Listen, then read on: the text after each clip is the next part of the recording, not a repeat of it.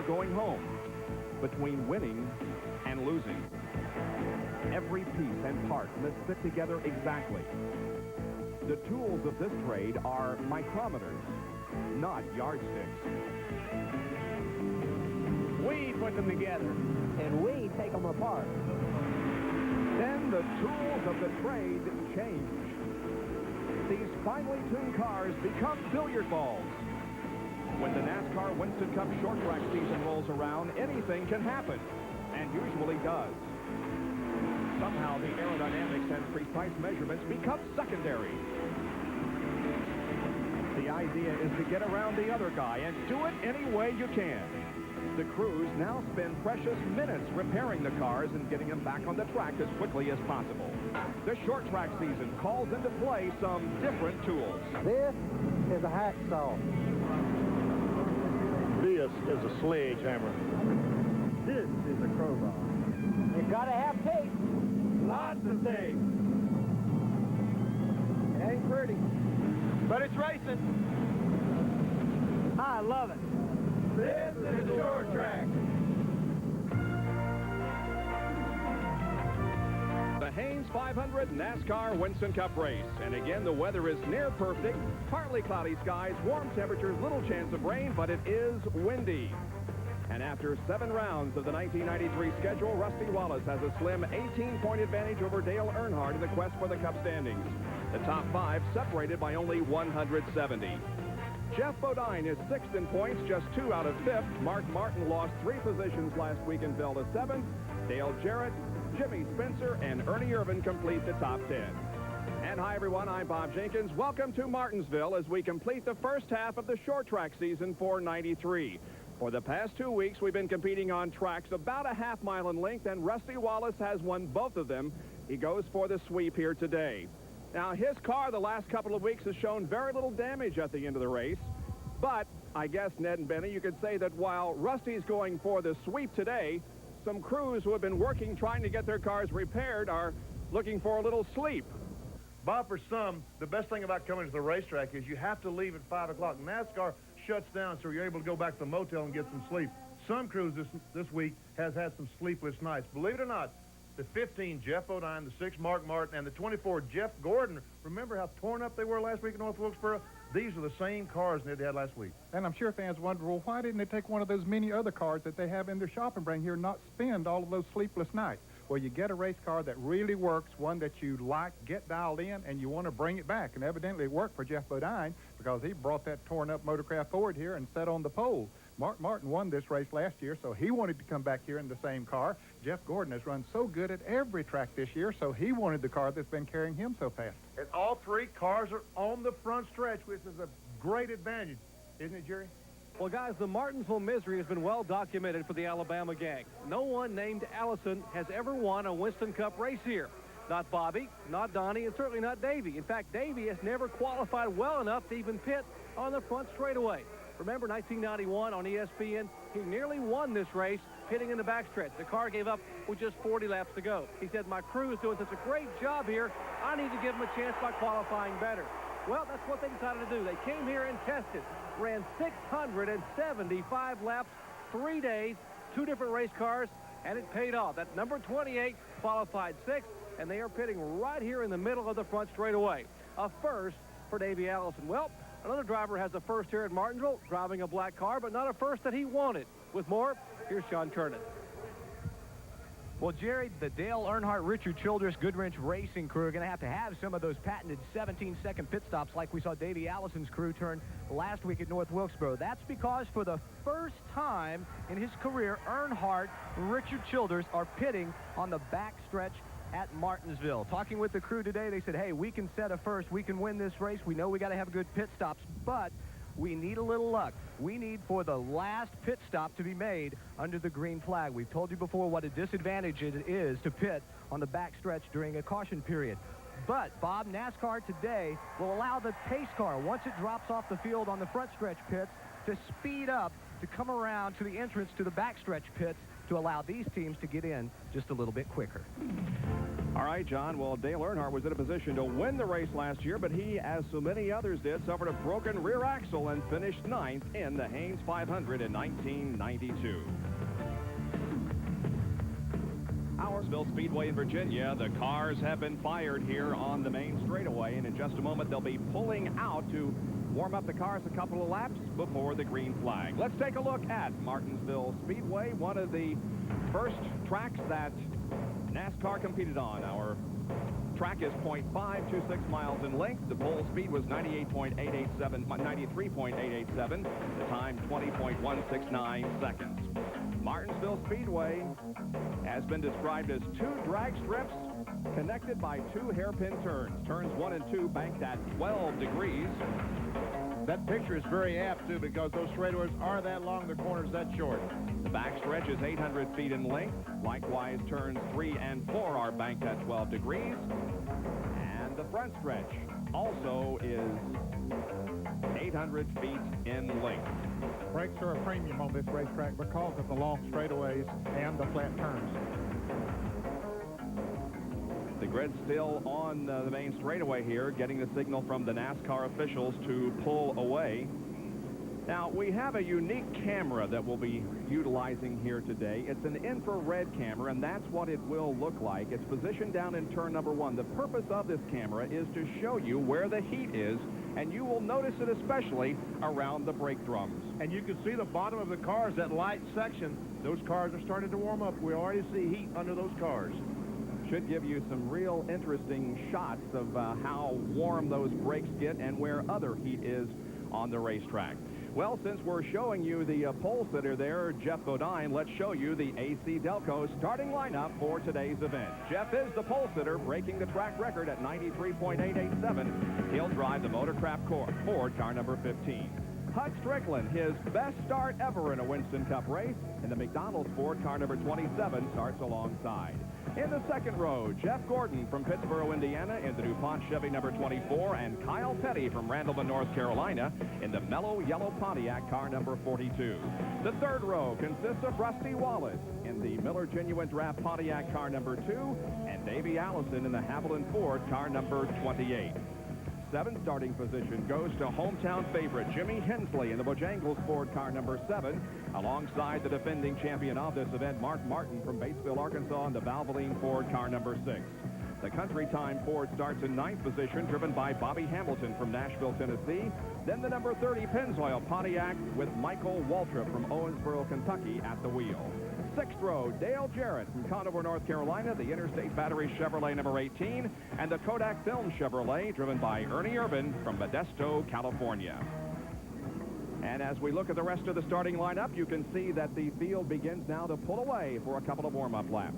And we see Kenny Wallace starting in the 17th position. No, I beg your pardon. Rick Mast in the 17th position is the last driver that got to pit on the front stretch. 17 pits are on the front stretch. So you can see there's some awfully good fast race cars pitting on the back. And for the second week in a row, Dale Earnhardt starts in 21st position. He was the fastest second-day qualifier. Didn't set a record as he did last weekend at North Wilkesboro, but nevertheless was the fastest second-day qualifier and will begin from 21st position. There you see Wally Tallenbach and Dave Marcus.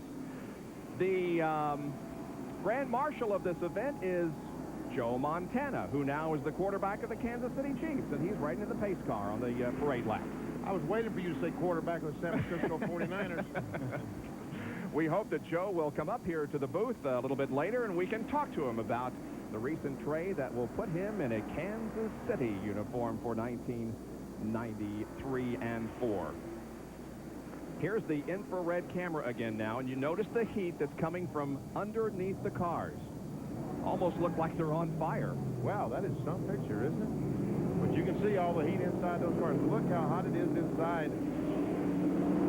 And it is not a warm day here. The temperature is in the 70s, but it is very windy. But that infrared camera will show you where the heat is on these particular cars. Our in-car cameras today, we will have 3 of them. Mark Martin will carry one of our cameras. So will Dale Jarrett, car number 18, as he gets the tires warmed up. And Jimmy Hensley will also be carrying one of our in-car cameras. Good starting position for Jimmy Hensley. He brought the crowd to its feet when he qualified on Friday.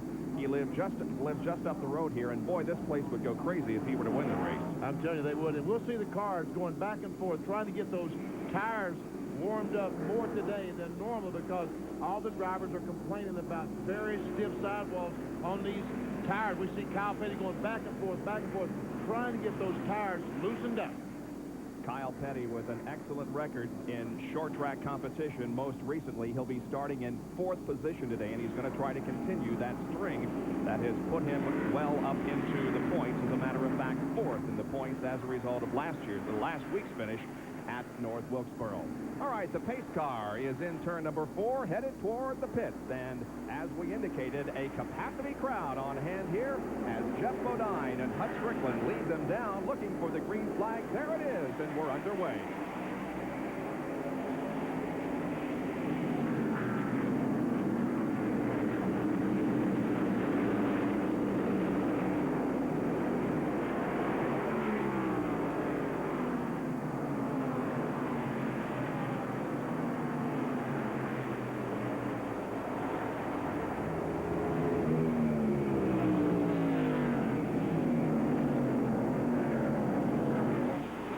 Bodine spins out of turn number 2 on the 2nd lap. Last week, he was involved in an incident on the 1st lap.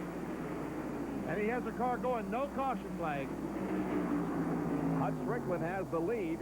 Kyle Petty, Rusty Wallace, 2nd and 3rd, then Jeff Gordon and Davey Allison. But for the 2nd week in a row, tough break for Jeff Bodine early in the going.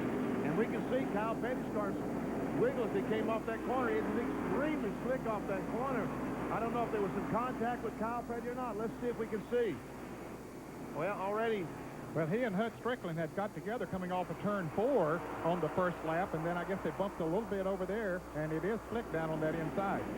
There is Rusty Wallace passing Kyle Petty, moving to 2nd position. Hut Strickland has a nice lead here in the first 4 laps. And now from another angle, we will show you that spin by Jeff Bodine once again. Here they are coming off of turn 2. Bodine down on the inside. The back end breaks loose just a little bit. He nudges the car number 27 of Hut Strickland and just can't get it back together, and around he goes. And I think that tire situation you were talking about, Benny, it takes a while to get them heated up, and that could have maybe contributed to it. Caution flag is out. The caution flag does wave. There's some debris on the racetrack someplace that NASCAR wants. There it is. Piece of metal in on the racetrack. First caution of the day will eliminate the nice lead that Hut Strickland had built up over Rusty Wallace, Kyle Petty, Jeff Gordon, and Davey Allison. We're in the early going, and we'll be right back. Flag comes out once again. And I think they chose that helmet before he made the deal this week. And Mark Martin slows down dramatically coming off turn 2, loses several spots. Looks like the car jumped out of gear. The car's going back again.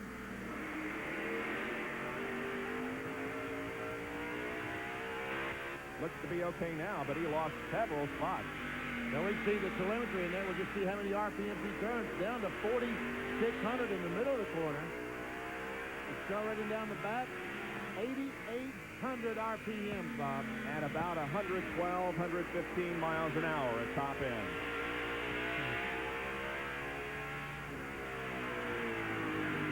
Probably see more of an RPM variance on this racetrack than any other track, certainly more than any other oval they race on. And now Rusty Wallace chases down Hut Strickland. This is 1st and 2nd. Rusty looks inside down the front stretch. And Jerry, what happened to Mark Martin? Oh, a spin in turn 4. Bobby Labonte. Bobby Labonte spins the Maxwell House Ford. Does not lose a lap, and there will be no caution. He hasn't lost a lap yet, but here comes Hut Strickland and the others bearing down on him. And he has some heavy damage to the right rear of that Maxwell House Ford, so it doesn't appear as though tire is rubbing the quarter panel. But all right, Jerry, what was Mark Martin's problem?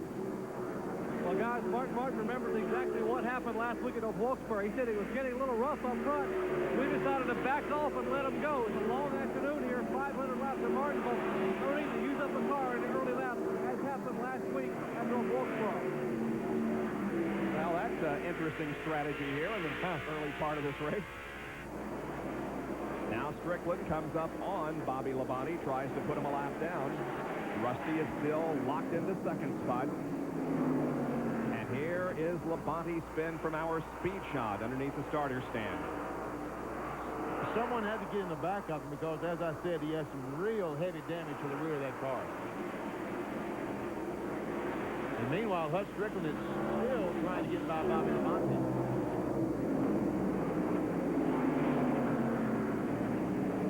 Kyle Petty is third, Gordon is fourth, Allison fifth, then Irvin, Hensley, Hamilton, Michael Waltrip, and Mark Martin.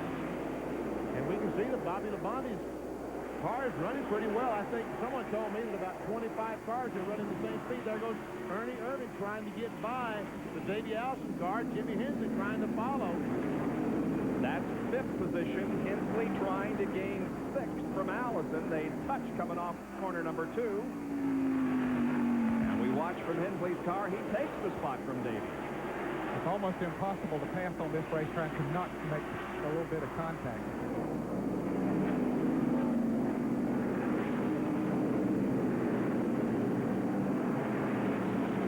Jimmy Hensley is one of the smoothest drivers in NASCAR Winston Cup racing, and that really pays off on this racetrack.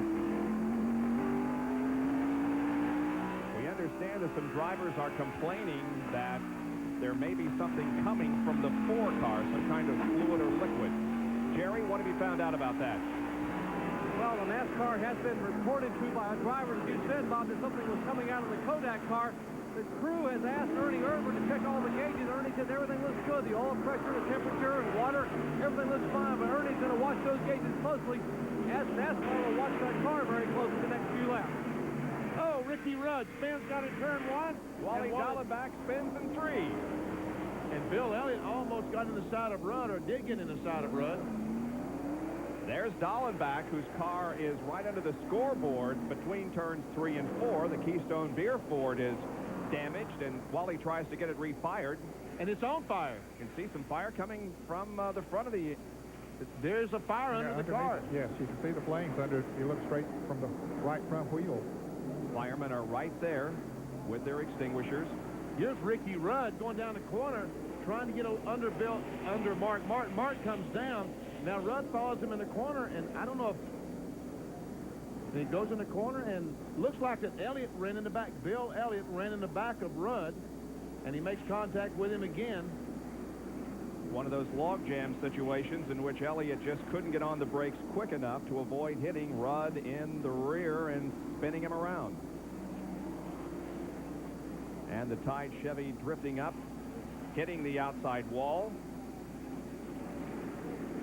And so 2 different incidents here. Dallenbach, as you can see, is out of the car. He's okay, surveying the damage. As the track safety crew also looks over the Keystone Beer Ford. Elliott, meanwhile, is in the pits. And here comes Ricky Rudd also. And Rudd taking his car behind the pit wall. A little bit more work to do than they're allowed to do on pit road. The right front tire was not turning at all on Rudd's car. Right. Elliott comes out without losing a lap. We are cautious. 22 laps have been completed. Hut Strickland leads Rusty Wallace. You can live in the present, but remember the past. This grist mill was built and operated from 1910 until 1935 by E.B. Mabry. Beautiful mill is along the Blue Ridge Parkway and is part of the National Park Service. So well into the 20th century, many mountain communities relied on ingenuity to produce life's necessities. We're at Martinsville Speedway in Virginia. Here's Jerry Punch. Work continues on the Tide Chevrolet behind the wall. Ricky's still sitting in the car. Ricky, what happened up there? Well, Jerry, I'm not really sure. The 6 car got on the brakes. Everybody got low down. The 11 car, I don't know if he was looking somewhere else or not, but he just drove right straight in the back of me and turned me around. Ricky's still sitting in the car. We'll show you the damage on the car. Here's what's left of the right front rotor. Take a look at the brakes. Just locked up when he slapped the wall. That's a pretty expensive piece of equipment, and right now it's very costly to run, and it's costing them a lot of valuable time here as we get ready to go back to green flag. Bob? Track is clear, and we're set to go back to green. Strickland, Wallace, Petty, Gordon, and Irvin are are your top 5, and the green comes out for lap number 29. Rusty Wallace trying to get underneath. Hut Strickland can't do it. He goes down to the inside. He's trying once again. Kyle Petty trying to lap Bobby Labonte. He passes it. Jeff Gordon now will attempt to, but meanwhile, Ernie Irvan. Hey, taking an outside route. Bobby Labonte moved down to the inside. Irvin saw that, just took advantage and moved right on around it. And look at Ernie close right up on the back bumper of Kyle Petty. Meanwhile, this is Jimmy Hensley. Hensley running in 6th. That's Jeff Gordon just ahead of him. This is our Armor All in-car camera being carried by Jimmy Hensley, driving the Bojangles Ford for Alan Kulwicki Racing. No announcement yet on who the buyer might be for that team or when the announcement might be made. But You knew they met with Friday? No. I was racetrack qualifying Haynes Stewart. is that right? Golfer. How about that? Has an interest in buying the team. Imagine that. How about that? Well, Jeff Bodine is among those mentioned as a possible buyer. We also hear that an IndyCar owner is looking for the possibility of buying that team. So we'll have to wait for a few more days or weeks before we know who is going to buy the Kulwicki team. There's Davey Allison directly behind Jimmy Hensley. The Pavlin Texaco car. And a pass for 3rd is Ernie Irvan, who tried to get around Kyle Petty coming off the 2nd corner, stands on the gas, takes the position headed into 3, and Ernie has moved to 3rd. Meanwhile, Hut Strickland is putting some distance on Rusty Wallace. Does that mean Wallace has a problem? And here is Ken Schrader, Bobby Hamilton, and Mark Martin. And here's a Napa Field summary for you, how they were running last time around this half-mile racetrack here at Martinsville. Bobby Hamilton had a great qualifying run, qualified 9th. Now Martin goes by. Here comes Brett Bodine trying to get alongside Bobby. He makes it. Brett Bodine led this race late last year. And there's Earnhardt already up to about 12th to 13th place. From a starting position of 21st. Up to 13th.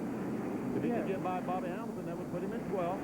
He had an awfully fast race car. In fact, a lot of people were looking at him to be a pole contender, and then he qualified like 32nd on the first day. Don't know if he tried too hard. That was what some of the crew members were wondering. But anyway, he didn't have a good qualifying run. Had to come back and re-qualify yesterday. John Kernan? Well, guys, Dale Earnhardt is so unused to pitting on the back stretch that as the race started, he radioed his spotter and said, hey, don't forget, when we get ready to pit, remind me, I'm not pitting on the front stretch, I'm pitting on the back.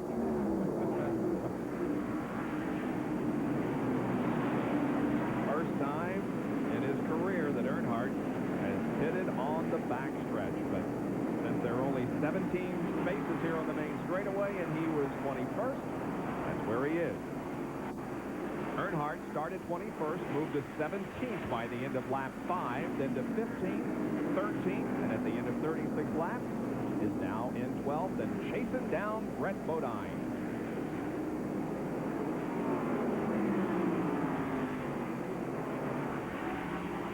Hut Strickland continues to lead this race, and he's looking for his first top 10 Spin. Bobby Hamilton in Daytona. It's fun coming up turn 4.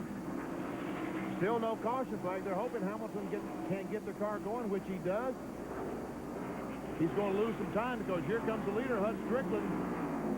He goes by. Hamilton loses a lap after the spin. As Benny said, Bobby had a great qualifying run, but the car looked a little loose. A number of cars had been passing him, and don't know if he had a little help when he spun out or if it just got too loose for him. He's coming into the pit. The Junior Johnson-owned McDonald's Ford, driven by Hut Strickland, is the leader of this race after 41 of 500. When the Haynes 500, Rusty Wallace about a half second behind. Kyle Petty is 3 seconds behind. Ernie Irvan has moved to 4th. He's about 3.5 behind, and Jeff Gordon is running in 5th position. Here's Jerry Punch with Hut Strickland in Hut Strickland's pit. Bob, I had a chance to speak with Hut Strickland this week during a celebrity charity golf tournament. And talk about what a great year he's had so far. Finished fourth in the season opening Daytona 500, qualified fifth last week, and Hunt was quick to give all the credit to the crews, and in particular, Mike Hill, my crew chief. He stands on pit road with a great big yellow M on his back, which stands for McDonald's. But in our business, it is Big Mike. He said he is probably the best kept secret in NASCAR racing. He's been with Junior Johnson for 13 years before being named crew chief this year, and what a job he has done for this team as evidenced by the way Hunt is running here today. Strickland, of course, has never won a NASCAR Winston Cup race. Rusty is trying to get the lead away from him right now. He's got Morgan Shepherd just ahead of him and will probably have to get off the accelerator and fall in behind Hunt going into turn 3. But a good battle up front between Strickland and Wallace as Rusty goes for 3 in a row. Rusty wants to lead. You can just see by the way he has got a very aggressive posture on the racetrack. He wants to lead. Of course, Hunt Strickland, he's in a position that every driver wants to be, and he's leading the race. And believe me, he had a great finish in Daytona, but hasn't had a lot to cheer about. Right now, this is, I think, the best run that Hunt's had all year long. I don't think there's any doubt about it. Now, Rusty, once we see that infrared there, the heat that's coming from underneath these cars, you can see where the groove is. Rusty wants to lead one thing to get 5 bonus points. If he's the point leader, Dale Earnhardt is back in the pack. And look at this heavy traffic right in front of the leader. Oh, he's got a lot of maneuvering to do. Dave Marcus is there, so is Dick Trickle, Bill Elliott, Rick Wilson, all those cars. Strickland is coming up onto lap. Marcus moves down to the inside. This is what Rusty is really trying to find. We can see them get together, a little bumping. Look at the groove. You can tell exactly where the cars are running, how the pavement has heated up in that particular section. You can also see where the heat is on the cars, and they're hot except for the hood and right around the driver compartment. Now Hunt Strickland still trying to get by Dave Marcus on the outside. Oh, and he and Marcus get together. Marcus backs off today, guys. Go ahead. There's Kyle Petty. We see that Kyle Petty has caught his 2 cars while they've been trying to get by Dave Marcus. Now they've got other problems. Here's Rick Wilson, the SCP Pontiac. And a good battle between Dale Jarrett and Dale Earnhardt. Earnhardt's car is not as fast as it was earlier. A number of cars have gotten by him since we last saw him. Brett Bodine was one of them. Terry Labonte. Terry Labonte might be one of the fastest cars on the track. He has moved through a lot of cars. This is 12th and 13th as we head down to John Kernan. Well, Bob, here at Martinsville, the brake rotor gets so hot, it heats up the wheel. And what can happen there, it will literally melt the seal around the valve stem. The tire goes flat.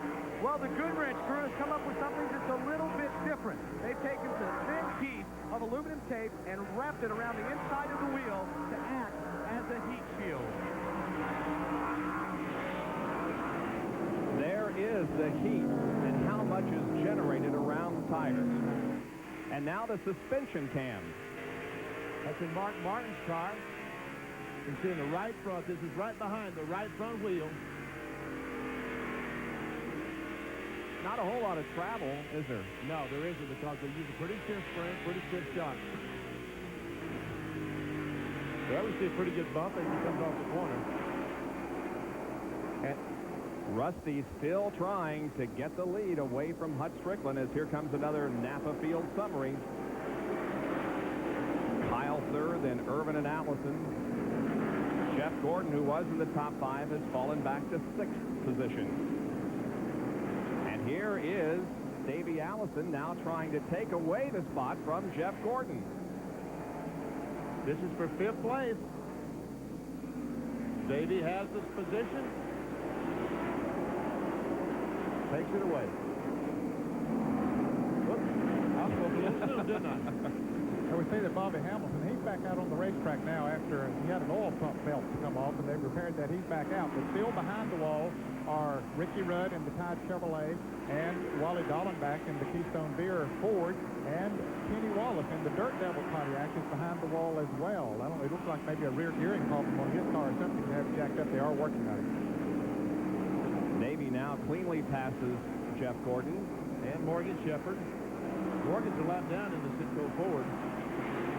This is, of course, Jeff's first Winston Cup race here at Martinsville. He has driven Busch Grand National events here. Brett Bodine and Mark Martin are racing together, and this is how it looks from from Mark Martin's perspective. Mark is being slipped back a little bit. Brett just passed him a couple of laps ago, so his car not working as well as it did earlier. And here's the spin. And Bill Elliott is into the wall and on the front stretch. I think something maybe happened to Jimmy Spencer's car. I don't know. We'll take a look. The leaders were right behind Bill Elliott. So Bill Elliott is lapped because as he spun, the 27 car got by. Now the pace car comes down, and we're going to see a lot of pit stops right now. Oh, yes. Pits are open. Here they come. Everybody on the lead lap eligible to come in. Strickland, Wallace, Petty, Irvin, Allison. And here is Jerry Punch in Strickland's pit. Let's watch the McDonald's crew here. Mike Hill and company go to work as everyone is on pit road. 27 on top, 2 on the bottom. Let's watch the Rusty Wallace crew as well. The Pontiac crew getting service. Left side tires now going on the McDonald's Ford Thunderbird. Likewise, tires on the Pontiac of Rusty Wallace. And Rusty Wallace is down pit road. Here is Huck Strickland out. Let's check into the back pits with John Curtis. Jerry, with the pace car speeding up, Earnhardt got in pretty quickly. He's already got right side tires on. Left side tires going on. Rusty Wallace coming out of turn 2, heading down the back stretch. They'll check in 2 rounds. The wedge tighten the car up, and it got very loose. Dale Earnhardt is down and away. Now here is why we are under caution. Bill Elliott running right in front of Hut Strickland, and as you indicated, Ned, I think he maybe had to slam on the brakes behind Spencer and Bud. Yeah, it looked like something happened to Spencer's car. Here it is again. And then, yeah, Jimmy looks like maybe got hit by Strickland and saved it. And one car and Spencer get together as they go down turn 1. It's like Spencer can't steer his car. And it doesn't look like he has much power either. So it has brought out another caution period here at Martinsville and allowed the drivers to come in for a pit stop. We'll be right back. Located in turn 1, and that's where the heat, that glowing part is where the heat, and you can see even the hoods have got a lot of heat generated on them. Man, I'm telling you, look at the hoods, how hot they are. That's just how hot it is in the engine compartment. Now, I'll tell you what, we're going to see some exciting racing right now because that red car on the inside, that's Jeff Bodine. He lost the lap on that caution flag in the pits. Rusty Wallace took the lead, and Bodine wants that lap back badly. Bill Elliott's behind the wall for you Bill Elliott fans, repairing the damage during that wreck. Green flag wave. And Rusty gets the jump, and Jeff will not get his lap back very easily. Rusty did get the lead on the pit stops, and now has the 5 bonus points for leading a lap. Strickland is second, followed by Irvin, Petty, and Allison.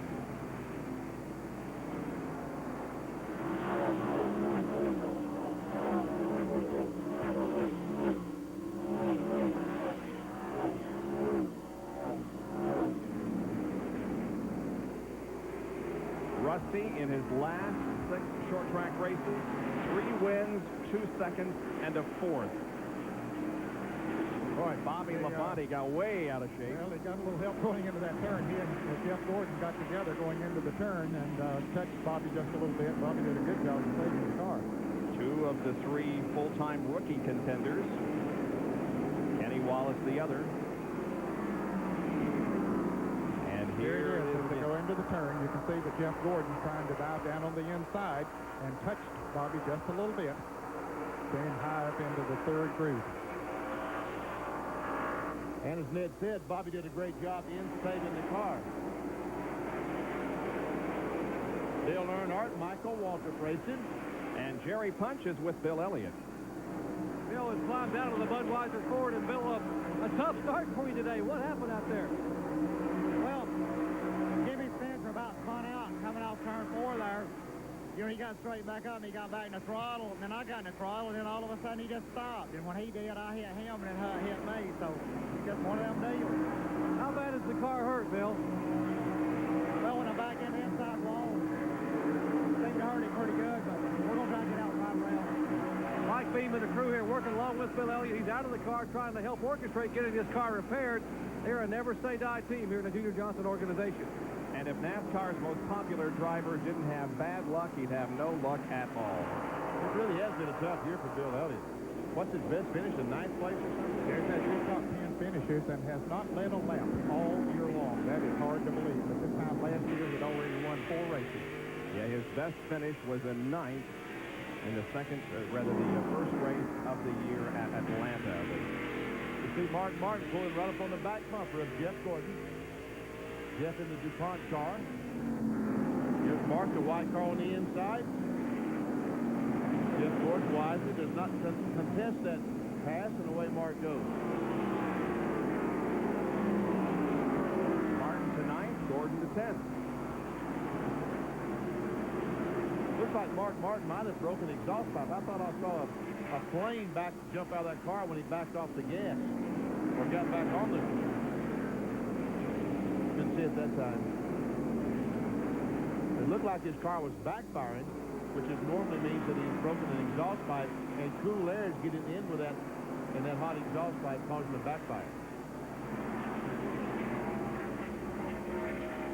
Terry Labonte had some damage to the front end of the car early, but it has not slowed him down. As a matter of fact, when he suffered that damage, he called the crew and said, okay, the car's ready to run now. So, ready to race at Martinsville, and I'll tell you, it seems to be because he was fast before that caution. He had passed a lot of race cars, and was still fast. He's sitting on the backstretch. They had a good pit stop. Beat a lot of the cars that were pitting on the front stretch.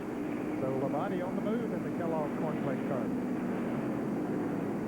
Evidently, all that damage is not affecting the car because this car is running extremely well. Well, here's our serial on the Kellogg's serial sponsored car, driven by Terry Labonte. He started 19th, moved to 16th at the end of 25 laps, and the 13th, 9th, and has fallen back to 11th position. But that was because of the pit stop. He's pitting on the backstretch. He had moved up into 9th place, as the graphic has shown, but he's now beginning to pick up some of those positions that he lost during pit stop.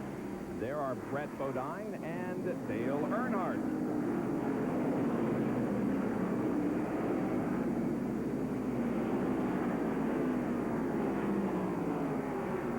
There's Mark Martin as we in-car camera. Jerry punches down the Martin pit. Jerry? Benny, your eyes are not deceiving you. I just spoke to Steve Mill. They have indeed broken a header pipe on the car number 6, and they are getting some cool air in the exhaust system, which is causing it to backfire intermittently on the race track. Not really affecting the car right now, but not what they would hope to have here in the first 100 laps of the 500-lap event. So despite his age, Benny's eyesight still pretty good. I'll tell you one thing, we hope that exhaust doesn't get inside the car. Sometimes when you break those exhaust pipes, that fumes come back in the car with the driver and really makes the driver lose it. And that's one of the things I noticed when I participated in this driver's school. We're going to check this out to see if we can... Oh, yeah, you can see the fire. It looked like it was radiating off the front stretch wall. Just like a flash bulb. Yeah. Watch for the flash bulb type action on the right side of the car. Let's watch just one more time. Yeah, there you can see it. And you know what that does? That also scares everybody down in turn 1 to death because they think a tire is blown.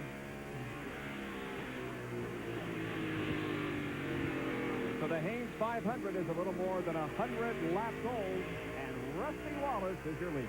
We'll be right back.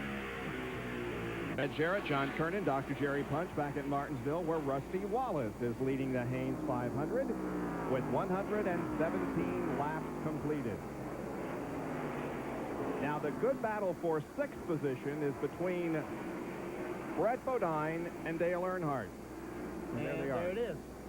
Brett Bodine has the 6th position. Earnhardt trying to take it away. They've had a pretty good battle here for the last several laps, but Bodine hanging right down on the inside with his Traeger State Ford, so he's able to hold Earnhardt on.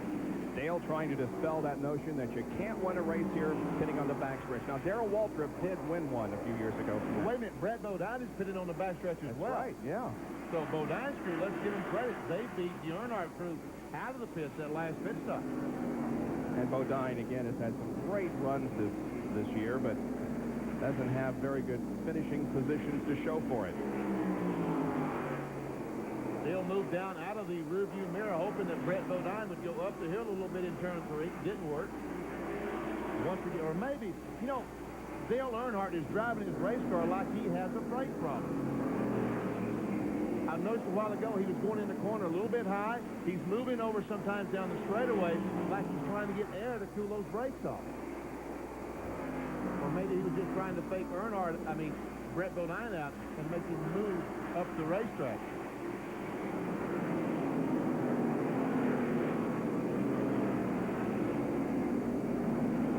Dale Jarrett, meanwhile, is running in 18th position, wearing the San Francisco 49ers helmet this week. Now, joining me is a guy, now let's see, who did he used to play for? Yeah, by golly, he did used to play for the 49ers, didn't he? The Grand Marshal of the Hanes 500 has joined us here in the booth now, Kansas City Chief Joe Montana. How you doing? Oh, pretty good. You like this? I sure do. You know, that's one of the things that's always been intriguing to me as a kid has been fast cars and racetracks, and I've only had one opportunity to get into one, and this is my first opportunity to come and actually be in one and up close and personal. It's a good run for second and third here as Hut Strickland and Ernie Irvan. Ernie's closed in now on Hut. Ernie tried to get inside of down in turn 1 last lap. And Kyle Petty, we see he's right back there as well. So how does it feel to be a member of the Kansas City Chiefs? Well, it feels pretty good. You know, my future's kind of stable now. For a while it was up and down, and it feels good to be able to kind of have a home and know where I'm going. And it's been a little rough trying to get into a new offensive system, and it's mostly the same with a lot of new terminology, so I've had to spend a lot more time in a playbook than I've had in a while. You going to go there soon and begin getting settled in? Yeah, we've actually already started looking for homes, and we're trying to find a place as quick as we can to get settled, so my traveling back and forth will be as easy as possible, and when we want to take the family, it'll be easy. What would you do, live in Kansas City year-round? Is that... No, our home, we just got finished building a home in outside of San Francisco. Great. Yeah, so we'll probably spend a good deal of time during the season in Kansas City, and then when the season's over, take the kids back to San Francisco and put them back in school again there. So we'll be going back and forth. Joe, do you have, I know you're very busy, as most athletes are in their sport. Do you have time to keep up with other sports to any degree? Well, you try to keep up with each one a little bit. It's almost impossible unless you're just a huge fan of one sport to try to take one and follow it all the way through. I like watching baseball. I like watching basketball. Race cars, I mean, it's just been a love from day one. And my son's all of a sudden, you'd be switching through the channels and you'll see race cars going around. He'll say, "Daddy, stop, stop." And he's only 3 years old. He wants to watch the cars. So it's difficult, though. You know, it's always constant training. Another Napa Field summary showing you 19 cars on the lead lap. Do you ever have any desire to get out there and try this? Well, I actually had one opportunity to drive in a Pro-Am in Long Beach. Oh, yeah. And it was exhilarating, to say the least. And I'll tell you, it gets in your blood like that. And I was willing to go further, but they kind of put a halt on it from the 49ers. So I would love to do it again, but I don't know if my wife would go for that. There's Ernie once more trying to dive, excuse me, Joe, trying to dive inside Hut Strickland. And while all that has been going on, Kyle Petty has sneaked into the picture, and now second, third, and fourth are just separated by a few car lengths. I'm sure the big wheels of San Francisco love you out there driving those race cars, right? Those big contracts. They didn't like that idea very much at all. Well, now, Joe, you play most of your football games in the winter, but it is pretty warm on the football fields sometimes. We've got an infrared camera set up here down at the end of turn number 1, showing where the heat comes from the cars and where it is on the racetrack. There it is. You can see how hot the brakes get, how hot the track gets. Look at that. No, thank you. And the inside of those race cars, if it shows that, Yeah. Oh, extremely hot, too. I expect they're 135, 140 degrees. I can believe that. Just in the short time I was in one, and that was compared nothing like these. Probably lose 4 or 5 pounds easily. This is the third year in a row we've had the pleasure of meeting a top NFL star like yourself. Steve Largent was here here a couple of years ago. Boomer Esiason was here last year, but it's great to get to meet you. And, of course, all this is in conjunction with Haynes, the sponsor of the race. Oh, it definitely is. I've been associated with Haynes for about, since 1989, and I've had nothing but great times with them, and my wife and I both enjoy it, and we're just happy. That's the nice thing about it. Haynes has afforded me some other luxuries, like being able to come to my first race and going to the Crosby and things of that nature. And it's fun to get out, and they like to get you with the people, and that's what it's all about. We understand that Ernie Irvan's car may be overheating. Kyle Petty has closed in on him now. Davey Allison is also entering this picture. John Kernan has a report. Bob, Tony Glover and the crew have the water hose out. They're ready for Ernie just in case the temperature goes up. Apparently, it has. Tony Glover has told Ernie Irvan to pit on the next lap. In fact, the crew springs into action. Kyle Petty goes around. Ernie's slowing down. You can see the water coming out of the back of the race car, the overflow. Bad news for Ernie Irvan, who is running in second place. The water temperature had gone up to 240 degrees. And here he comes. His pit is the very first one off of corner number 4. But the crew will go to work, raise the hood, try to get the car cooled off, and get him back in competition. Man, they're having all kinds of trouble getting the hood up. John Kernan? They had a problem with one of the hood pins, Vinny, and also you see one of the crewmen taking a hammer, beating back the screen. That's to allow more air to get in the cold radiator. They're knocking the screen out in front. Now they're putting water, filling water up. Ernie sitting on pit road. A very bad break for the Kodak Film Chevrolet crew. And each second he sets there, he gets a little bit further behind. Leader Rusty Wallace comes off the fourth corner, puts another lap on him. Ernie can only sit there and wait for the crew to get finished. His best finish here in a Haynes 500 was 15th. This race in 1991. Meanwhile, now Davey Allison comes in on Kyle Petty, and Allison shoots by going into 3. Well, you talk about coming in on it. He really went into that turn. Kyle gave him a running room out on the end for him to go down on the inside and make it fast. And Davey Allison now moves to 3rd as Ernie Irvan comes back out onto the racetrack. And so does Kenny Wallace. He's been in the pits for a long, long time.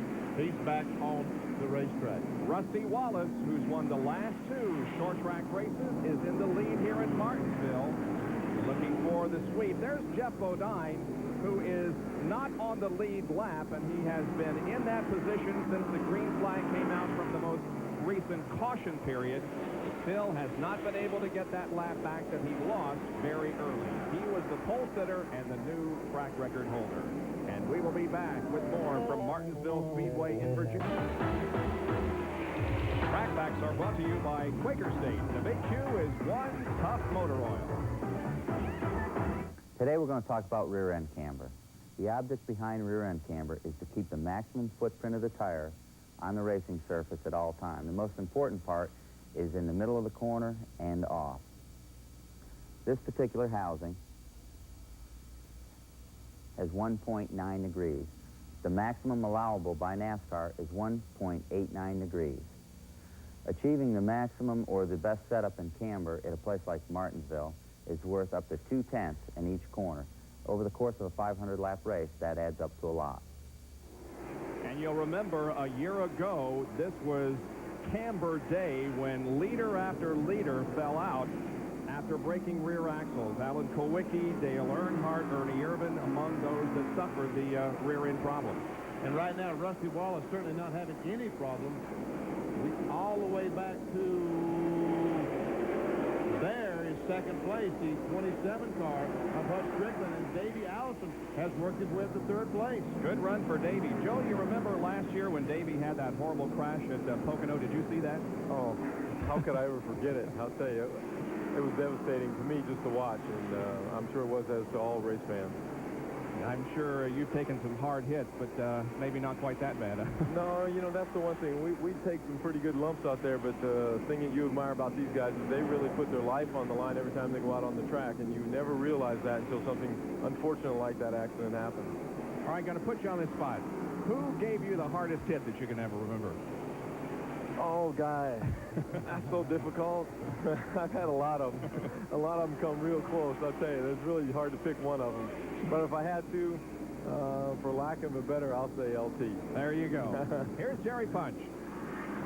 Talk about being fans. You know, Davey Allison is a big football fan, as are many of the drivers. And Davey told me before the race that he's a big Joe Montana and was a big 49ers fan. He said, you know, it meant so much to him last year when he was in the hospital in Pennsylvania after that violent crash at Pocono that Joe Montana called the hospital to see how he was. Davey said that meant more to me than anything else that happened up there was someone like Joe Montana take their time and call to see how I was doing.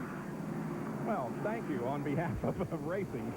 Oh, hey, it's my pleasure. You know, there's nothing that you enjoy more than seeing other athletes competing well, and you hate to see anyone down. And whatever we can do to help get them back, or any kind of help their mental spirits, it's all I can do. My pleasure. Davey Allison had Hut Strickland passed at one time, but he got in traffic and Hut got back past him. Bob, there are a couple of cars that they've been working on. Ricky Rudd was behind the wall for a while. He's back on the racetrack. So is Kenny Wallace. But the number 4 car of Ernie Irvin is behind the wall. We saw him have that overheating problem a little bit earlier, so it has put him behind the wall at the moment. Joe, I imagine it's pretty much a day of autograph signing for you, isn't it? Yeah, it has been one of those. You know, the response here has just been overwhelming, and it really makes you feel good. Davey Allison, the driver's snapshot, started 6th, currently 3rd. That's his highest position so far. His lowest has been 7th, and he has not led a lap so far. Joe, thanks for stopping up in the booth, and thank you for being the Grand Marshal of the Hames 500, and good luck as a Kansas City Chief. Thank you. It's been my pleasure. All right. Thank you very much. Joe Montana, the Grand Marshal, here this afternoon. Well, this battle between Davey and Hut rages on. Davey is really trying his best to get by Hut, just can't make the pass. I think he's a little bit faster right now if he can just get in front of him. Yeah, I agree with you. As you said, he got by him in traffic there a little bit ago, as we saw, but he just was not able to stay there. Got behind another car that was going a little bit slower, and Hut made the move to go by it, so he got back in front. Now they go to the outside of Derek Cope in the 98 Coach Engels car. The 26 car of Brett Bodine. This could be one of the fastest cars on the racetrack.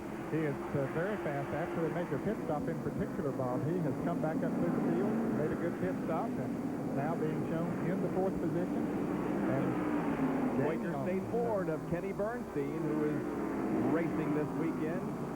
Brett started 18th, moved to 12th, then 6th, stabilized at 6th, and then moved to 4th.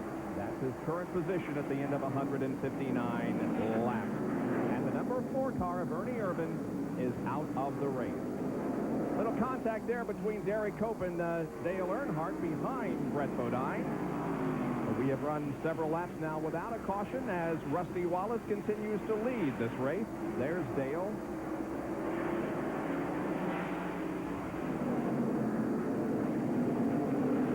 Hut Strickland running 2nd. Davey Allison a close 3rd, followed by Brett Bodine and Dale Earnhardt. We'll return with more in a moment from our NASCAR Winston Cup race. And Major League, we have Rusty Wallace still in the lead, and there he is. He's trying to put a lap on Jimmy Spencer, who is right now in about 19th position. Here's the battle for 2nd that has been going on for several laps. Davey Allison just has not been able to get around Hut Strickland. 27 of Strickland battling the 28 of Allison. And Brett Bodine had caught them the last time we looked at him, but they pulled away from him a little bit. Dale Earnhardt has caught Brett Bodine back. Here comes Davey once again, but Bobby Labonte is there. He has to back off. Here's the interval. As you can see, Rusty has almost a 7.5-second lead over Hut, and then it's real close between Hut and Davey. Brett is just slightly behind that, and Dale Earnhardt running about 9 seconds behind in 5th. And Jerry is with Ernie Irvin. Guys, he started 12th, drove all the way up to the 3rd spot, and Ernie, now you're behind the wall. What happened? Well, evidently, blew a head gasket or something. I'm not a motorman, so I'm not real sure, but it ran hot from the start, so we had to change motors this morning. We don't know what happened, but the car was running really good, you know. One of our best runs here with the Kodachrome Chevrolet. That'll hurt you. You were 10th on the points. Well, yeah, it's going to hurt the points, but you know, not much you can do about it. We did all we could do, try to keep it running, but it started leaking water out even after we cooled it off, so we had to park it. Ernie Irvin, a tough day here at Martinsville. Let's check in on the back straightaway with John Kernan, who's a little brake problem. John?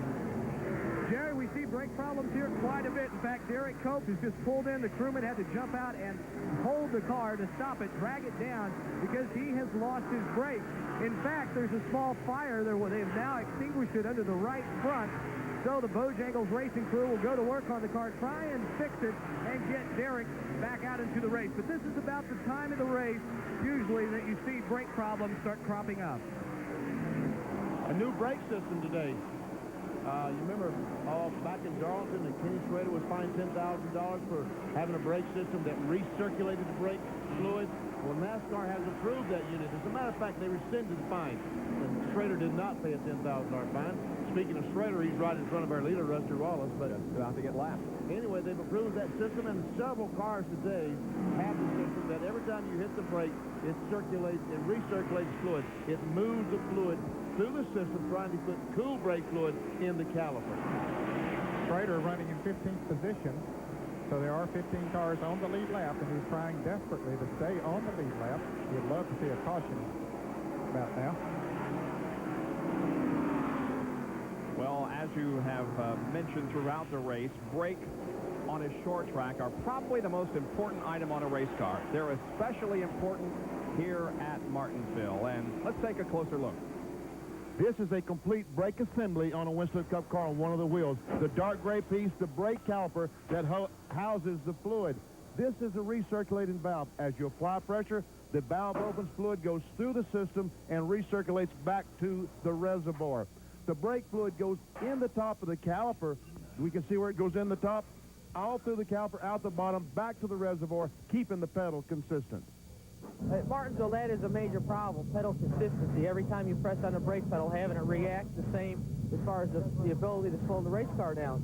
If you have to go down the straightaway and pump the brake pedal before you get to the corner, you're not exactly sure where you've got to let off and how much brake pedal you've got to use to get into the corner at a consistent speed every time. So it really does help hurt your lap times when you have that kind of a problem. With the recirculator valve, you're able to know the brake pedal's there all the time. It's the same spot. It's going to firm up on you, consequently making it much easier to drive Martinsville. Comments there from Brett Bodine, who currently runs fourth in the Quaker State Ford. Here's Jimmy Hensley's foot cam. And he has the recirculator valve in his.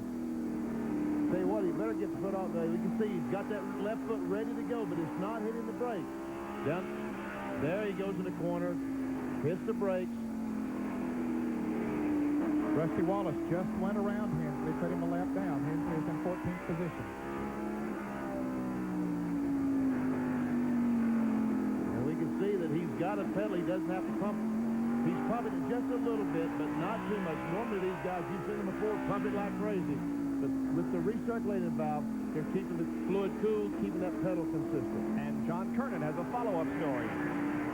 Well, Benny, this is Willwood's answer to that recirculating. I mean, just this little bitty valve right here. You attach one on the hose that goes in, one on the hose that comes out of the caliper, and what it does is it recirculates. It allows the brake fluid to push in, then it pushes back out the other side. And these are only about $75. I say only about $75 for this little thing. The other brake circulating system, about $2,000 a race. So with this, you put it on all four tires, you're looking at about $600. And I'm telling you what, this thing is so simple that it's kind of hard to explain. Okay, then we won't ask you to, John. Rusty Wallace continues to lap cars as he leads the Haynes 500 here at Martinsville, putting a lap now on the 30 car of Michael Waltrip, who runs in 12th position. There were 11 on the lead lap.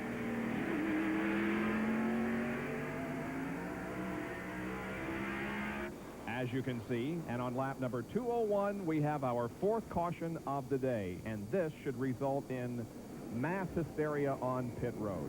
Yeah, there were a lot of drivers, Bob, that wanted to come into the pits. Rusty Wallace will lead them down. He's pretty far out in front of everybody else, Jerry, so he should be able to make a good pit stop and get back out in front.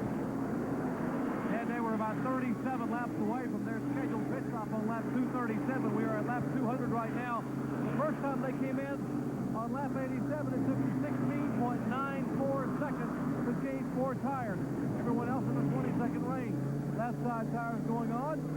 Fuel in the car, off the jack, and Rusty Wallace is down and away. Let's check in the back straightaway with John Kernan. Jerry, I'm in Brett Bodine's pit. A fine run for Brett, as he qualified 18th today and moved all the way to 4th. Rusty in turn 2 coming down the back stretch. Right side tires going on the Quaker State Ford. They are pitted all the way at the end of the back stretch. They will not make a chassis adjustment as Rusty goes by. Left side now going on. What they've done, they've adjusted the air pressure just to tighten the car up just a little bit for Brett. Left side now going on to Dale Earnhardt, a fine pit stop. He's spread out, and Earnhardt almost beat Hut Strickland to the line, and Hut was pitting on the front stretch. Yeah, Dale's going to fall into 3rd spot. Excellent performance. And one thing that's helped that, John Kernan mentioned at the top of the show that for the first time, NASCAR, after the front stretch cars have been dropped off, the pace car speeds up and allows the other cars to get into the pits on the back stretch much earlier than they used to. That does even it up somewhat. So pit stops have been completed here by just about everyone during our 4th caution. We'll take a break and be back with more of the Haynes 500 here at Martinsville for debris on the racetrack. Now, let's take you to the crew cam worn by Gary Beveridge on Davey Allison's team. And we can see a couple of potential problems here. He's a tire carrier. Whoa, Kyle Petty just grazed him as he went by. Eric Ford changing the rear tire. It's on. Jerry goes back around, grabs the tire for the left rear. Looks like Raymond Fox on that left rear. All right, hurry up, David. Now David's got it backed up. And he and Kyle Petty almost got together. John Kernan. A good pit stop for Dale Earnhardt, 19 seconds. David Smith said they were going to time their pit stops with this clock right here with a sweep second hand. These guys are in too good a mood back here on the backstretch. The other team's on to worry. Well, apparently Dale did beat Hut Strickland to the line when Dale was exiting the pits, and so Earnhardt is now 2nd. Strickland 3rd, followed by Kyle Petty and Brett Bodine as Rusty Wallace continues to lead. We are under green once again. The wall, he has some sort of a problem with his full banded Chevrolet. Something perhaps in the engine. We keep trying to find somebody that can run with Rusty Wallace, and I don't think Dale Earnhardt's our man, do you? Doesn't look like it, does it? Rusty just pulled away. He had a big lead before this caution came out. Almost a half lap on the then second place car of Hut Strickland, who now is in 3rd place. There's Hut 3rd and Kyle Petty 4th.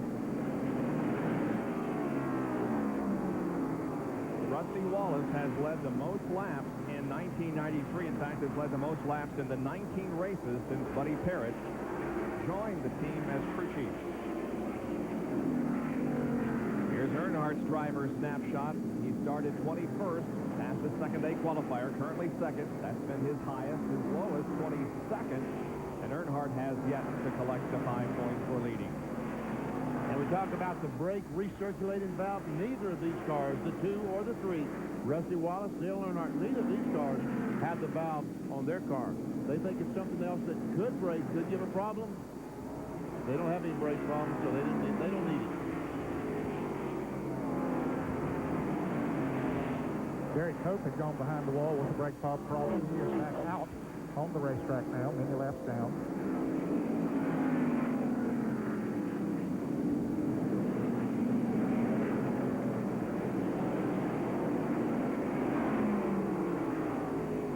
Kyle Petty getting pretty racy, Bob. Yeah, he's looking to take 3rd away from Strickland. Looks inside, going into 1. Well, Kenny Wallace and Michael Walker got together coming off of turn 4, and Walker almost lost it, but he gathered it back in.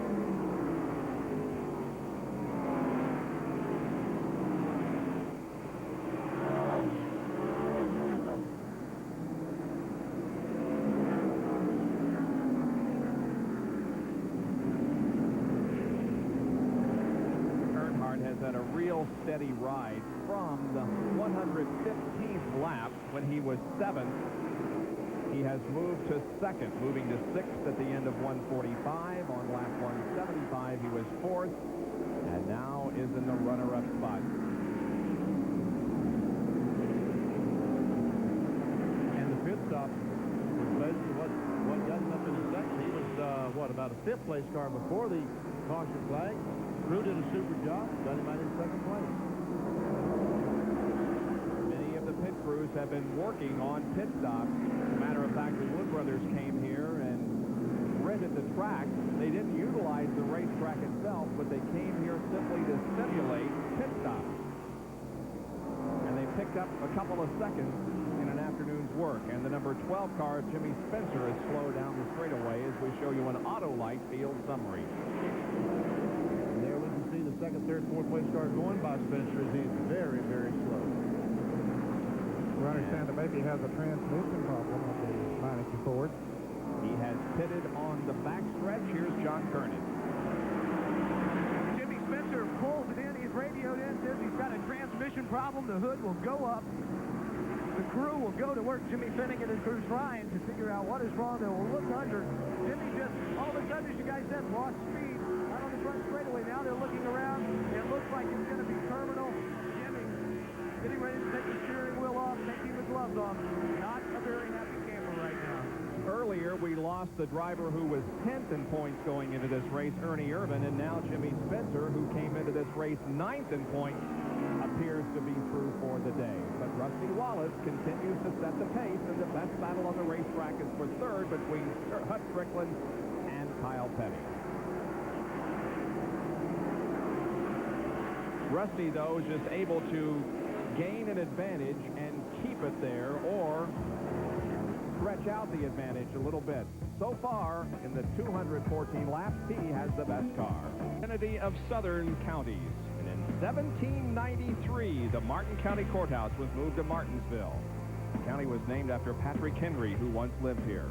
Martinsville itself was named for Joseph Martin, and the town was incorporated as a town in 1873 and as a city in 1929. And that's where we are, Martinsville, Virginia. This beautiful Clay Earl's own half-mile racetrack, and Rusty Wallace is the leader of the Haines 500. It is Earnhardt running second, then back to this battle between Hut Strickland and Kyle Petty. And a good battle it has been for a good number of laps, Bob, but Kyle Petty just simply cannot find the place to pass. Hut Strickland had somebody on his bumper all day. All day long, he sure has. Davey Allison, we saw them battle for a long, long time. Davey had that slower pit stop and dropped back a little bit. He's about a straightaway behind these two cars right now. But Kyle Petty is taking up the chase on Hut Strickland. Here's the infrared shot showing you the heat, and that's how hot the groove is. You can see it all the way down the straightaway into the corner and how hot the cars are operating. It must, wonder what it takes to make the heat turn that car. Looks like about 100 degrees maybe. Yeah, that's a good question. What triggers you? Yeah. Probably more than Ooh, Kyle and the 27 car almost made contact going off that fourth corner. Even on the back of the cars, you can see the heat trailing off. Especially on the back of Hut Strickland's car, there's a lot of heat back there. Yeah, a lot of heat. Hut is feeling the heat on the back of his neck.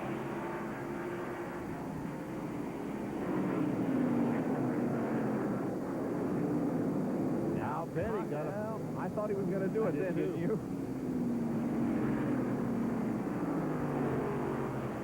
Now he may use the slower car of Bobby Hillen here to get off the corner.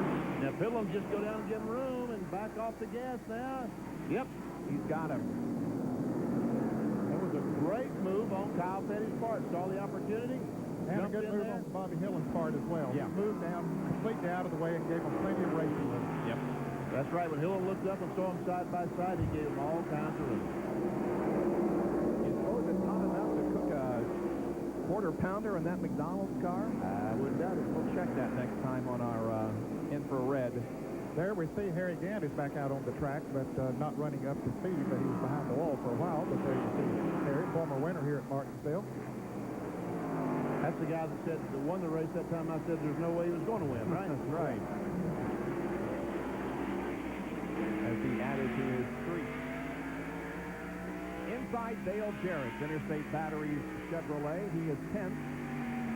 Just ahead of him is Mark Martin.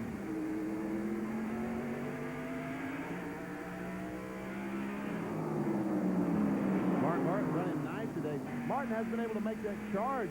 Normally this year, or most of the races this year, Mark Martin has had a car as good as anyone, but today he's just not been able to make that charge. Looks like he's a little bit off, and hasn't been able to adjust so far to get to run a competitive speed. Of course, I mean, ninth is not bad. The first is better. Well, there is some heavy traffic. I see Jimmy Hensley and Ken Schrader snapped in fourth position, and that is fourth position. Most of those drivers are a lap down. Here's Dale's driver snapshot, started 11th, currently 10th. His highest placing so far has been 8th on lap 212, and his lowest was 20th on lap 88. Not led a lap, but few have. The Rusty Wallace has taken care of that, hasn't he? He and Hud Strickland just about eliminated. Here's Mark Martin trying to get on the inside of Schrader. He makes it. And Dale Jarrett's going to follow him. Try to follow him anyway. Boy, it's tough sometimes to get traction down on the inside. You cut that corner off pretty short coming off there. You need to be in position to make these turns as wide as possible. But when you're down on the inside of someone, you have to cut the car a little bit closer coming off and break traction distance. But Ken Schrader gives Jarrett some room there to make the pass. Kenny Wallace is running good now after he came back out. He spent a lot of time behind the wall, but he has been running good. That's Wallace in the Dirt Devil Pontiac, car number 40. Might mention Pontiac, how well they have done as manufacturers' points this year. They're 1 point behind going into this event. And, of course, Rusty in a Pontiac has the lead. Here's a battle for position. That's Terry Labonte in 14 and Darrell Waltrip in 17. Battling for 7th. Darrell has it. Labonte, now he came out with hits behind Jarrett and Martin. Passed both of them. Ran Waltrip down. Now trying to pass him. Well, I'll tell you, that bang-up car that he got early in the race. In fact, I think it was on the second lap when he got this, when Jeff Bodine had the problems over there. And the car is running well for Ford. This is Jimmy Hensley's perspective as we saw the in-car there behind Darrell and Terry. There it is. On the throttle, accelerating down the front straightaway. I tell you what, Henson's got his car adjusted. He's running better now than he has all day. I noticed the last green flag run, his car got extremely loose, but on the caution flag where debris, they made Paul Andrews, the crew, made some chassis changes, and his car's pretty good right now. We're only 3.5 laps away from the halfway point of this event. 246 are completed. Rusty Wallace is in turn 3, about to complete 247. Great shot of the foot cam. As we're watching Jimmy Hensley's feet operate in the Bojangles Ford, we'll say that Kyle Petty, that battle that we were watching, finally got around Hut Strickland for the 3rd position. And has moved away from him a little bit. And some telemetry now. Slowing down to about 70, 60, 61 miles an hour, then hard on the throttle. 111 miles an hour maximum. Let's watch the RPMs one time. 4,500 to a low, accelerates rapidly. 7, 8, 8,400. That is 3,800 RPM that game is down to 30. Wow.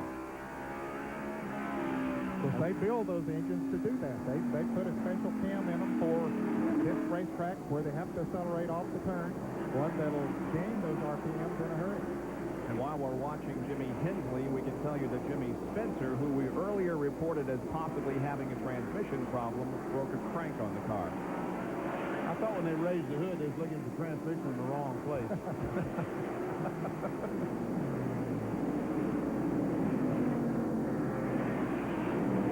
The halfway point has been reached.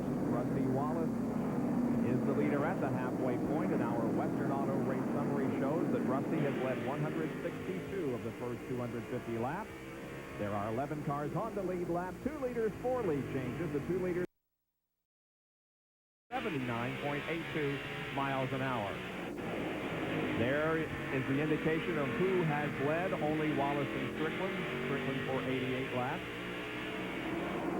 Out of the race, Bobby Hamilton, Wally Dallenbach, Ernie Irvan, and most recently, Jimmy Spencer. Here's the Western Auto Mechanic of the Year standings. Dale Earnhardt's crew chief Andy Petrie is on top. Buddy Parrott from Rusty Wallace's team is second. Then comes Tony Glover from Ernie Irvan's team, Donnie Wingo from Jeff Bodine, and Steve Meal from Mark Martin's Valvoline Ford team is fifth in the standings for Western Auto's Mechanic of the Year. Good competition going there. Yeah, there sure is. Some real tight competition. And so it is on the racetrack, although Rusty has a rather comfortable lead now. He's about a straightaway ahead of Dale Earnhardt and Kyle Petty in the Haynes 500. The Cup race here at Martinsville is a record 80.254. The current average, the track record is 79.3. That was set by Cale Yarborough in September of 1988. 1978. I'm sorry, 78. We're very glad to announce to you that we will have all three big events from Atlanta Motor Speedway in November. Well, we're going to make this championship weekend because we will determine the champion of the ARCA Series on Friday.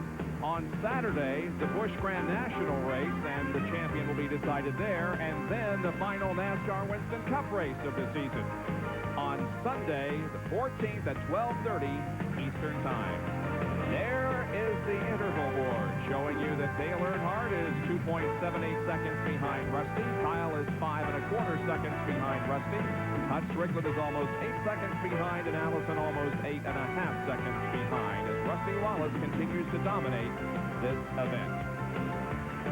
Everything going well for the Miller Genuine Draft Pontiac, but not so well for Mark Martin, who has dropped off the pace in recent laps and now goes a lap down to Rusty. Boy, the chassis just seems to have gone away on Mark's car. It hasn't run good since this last pit stop, so I don't know if that set of tires he got on was mismatched a little bit or something, but anyway, the car just hasn't run as well for him, so he's a lap down. The infrared camera we have down in turn 1 can show you things that you will not see with the naked eye. Now watch closely as the cars come down the straightaway. To the left of your screen, you'll see something come off a car. There it is, and it looks like it hits the debris fence and just explodes. What could that have been? Any ideas, guys? Unless it was part of a brake pad, I can't imagine. It's about the place that the cars are backing off the throttle, about the place they're hitting the brakes. So all I can think is just a piece of the pad came off, flew up in the air. It was something hot. We know that. It was hot, yes. Rusty Wallace, if he wins, will be his third straight. And after he passed Mark Martin, put him a lap down, there are only 10 cars on the lead lap. Hut Strickland and Davey Allison. These guys have been running together for like about 200 laps. Well, it was for a while. Kyle Petty was on the back bumper of Hut Strickland. He finally got around him, and then Davey Allison caught him. So that's a familiar sight in his rearview mirror because they did race for seemed like almost 100 laps before Davey was not able to get around him. This is 4th and 5th. Strickland 4th. Davey Allison is 5th. Bill Parsons in the yellow car on the inside, car 41, and here Davey got a run. Bill sees him just like Hillen did, moves over, but Hut Strickland pulls Davey down the back straightaway. I noticed a couple of cars that are beginning to make a second groove work a little bit. Darrell Waltrip, of course, he usually is one of those that can run in the second groove. He's tried several different areas of the racetrack, but they're getting a little bit of traction up in that second groove now, so some of them, so maybe the inside groove is probably just getting real slick. Autolite field summary showing you the 10 cars were on the lead lap ago. Bill Elliott is 115 laps behind in 30th, although he's still out there. And Ricky Rudd out there 122 laps behind. Now, if they could keep running, some of those cars that dropped out recently, like Jimmy Spencer, they would be able to pick up another position, and another position is 3 points. Brett Bodine, Darrell Waltrip, and Dale Jarrett. This is 7th, 8th, and 9th. In inside the Interstate Battery Chevrolet. Now you see how close they go down to that curb going into turn 3 and coming off of turn 4. But in turns 1 and 2, Darrell had been running a little higher, but he's moved back down now, protecting that territory. There he went a little bit high. That might not have been intentional, though.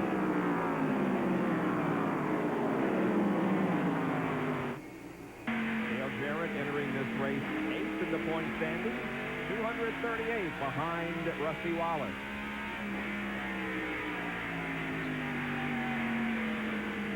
He closes up on Darrell right in the middle of the corner.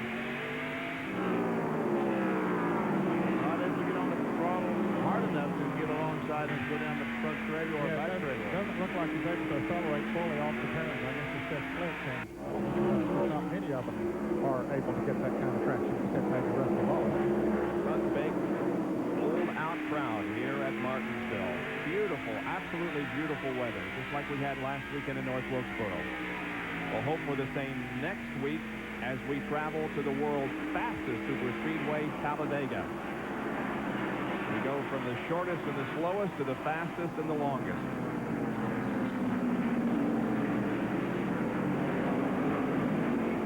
Bill Parsons being lapped by Dale Jarrett. Bill is currently being shown in the 24th position. 6 laps behind. And Darrell Waltrip, we saw Dale Jarrett trying to get by Darrell Waltrip. Now Waltrip is trying to get by Brett Bodine. Well, I'm sure their spotters have told them that Rusty Wallace is only about a straightaway behind them, so they need to run as fast as they can if this thing stays green, but it isn't going to. The yellow flag is out right now, as a matter of fact. And a great break for Jeff Gordon, who was just about to go a lap down. He was within inches of going a lap down. The yellow comes out, and the field is slowed. I assume this is for more debris on the racetrack because we don't see any car in trouble. It comes on lap 287.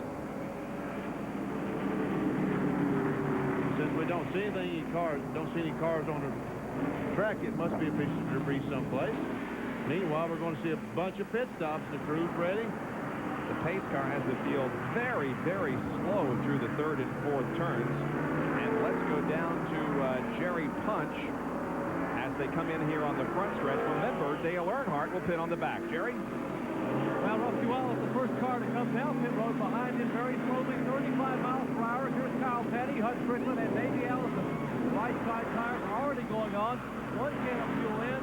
They're already down to the left side. Bill Wilburn, left front tire going on. Left rear already on lug nut. And Rusty is off the jet. Let's check into Dale Earnhardt pit.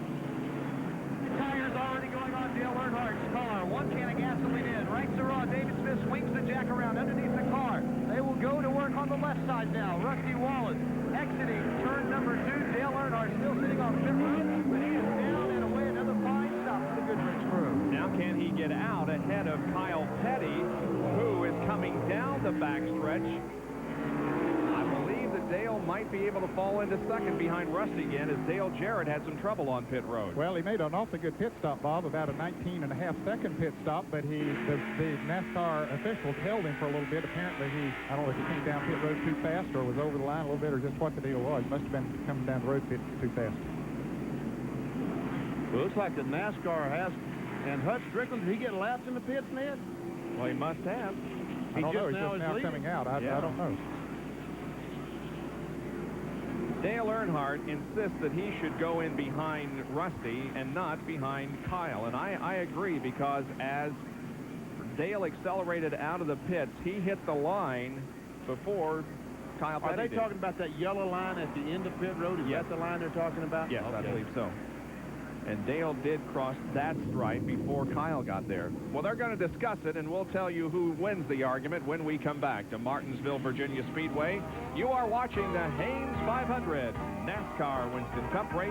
We'll be back in a moment. After this caution period, now the question was when we left you, should Dale Earnhardt go into second? Now watch, he will cross the line right there at the end of pit road, and he will reach that point before Kyle Petty comes along. There's Kyle. So Dale should go into second, And he will. Now, the other story occurred on pit road. On the other side of the pit road. Here we see Jeff Gordon coming down pit road. See the McDonald's car sitting in the pits? Well, Jeff Gordon comes in his pits. They're changing right sides on the McDonald's car. The right side is up. Gordon comes in, and there he hits the 27 car, knocks it off the jack. Now then, the 27 has to go back and jack it up. He loses a lap. The 27 car, the McDonald's car, is a lap down. NASCAR penalized the 24 car a lap for the contact on pit road. And so both Hut Strickland and Jeff Gordon are a lap down to the field as the green comes out. We go back to racing, and there's some contact there between Earnhardt and Strickland in turn number 4.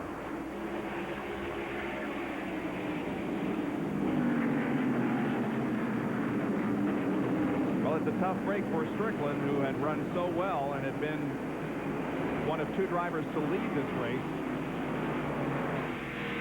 Now it's Wallace, Earnhardt, Kyle Petty.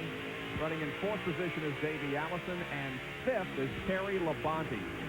Darrell Waltrip is 6th, and Dale Jarrett is 7th. Brett Bodine is 8th. Those are the only 8 cars on the lead lap. Now that those 2 cars lost a lap, we had 2 cars on the lead lap, but 2 of them lost a lap in that little pit altercation. This is the dog pen, they call it. The reason they call that. You call it. Well, you've seen those trucks riding down the road with a dog hanging out the right window. Well, we got the camera hanging out the right. Okay. Dale Jarrett and Darrell Waltrip. They moved Jarrett into the 6th position. Darrell's car seems to be pushing a little bit right in the center of the corner. Not quite up to speed yet. He's going in a minute, I'm sure. There he is. He's sticking down on the inside of the racetrack, but not getting off the turn too good. No, he's really having problems getting back on the throttle and accelerating down the straightaway. There's Labonte right behind the pole sitter Jeff Bodine, who was involved in a second lap crash, and now Labonte tries to shove Jeff out of the way there in the second turn. That's where it occurred on the second lap, almost did on this lap. Here's Terry Labonte's serial, started 19th, moved to 10th, 8th, 5th, and remains in 5th position as we have moved inside the 300 lap mark. Less than 200 laps to go in this one. They'll have another pit stop to make. At least one more. The Pringles Kellogg's Cornflakes machine. Dennis Rader has his car going pretty well now. Ooh, Darrell Waltrip and Jeff Bodine swapping a little bit of paint. And Brett Bodine is right behind Darrell. Brad is the 8th place car. He is still in the lead lap. The 2 brothers started on the front row last weekend at North Wilkesboro. Now they race side by side on the track, although Jeff is not on the same lap as Brett.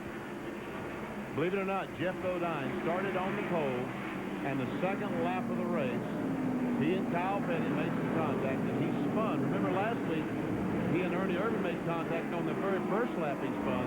Well, he and Kyle Petty made some contact on the second lap, coming off turn 2, and Jeff Bodine spun.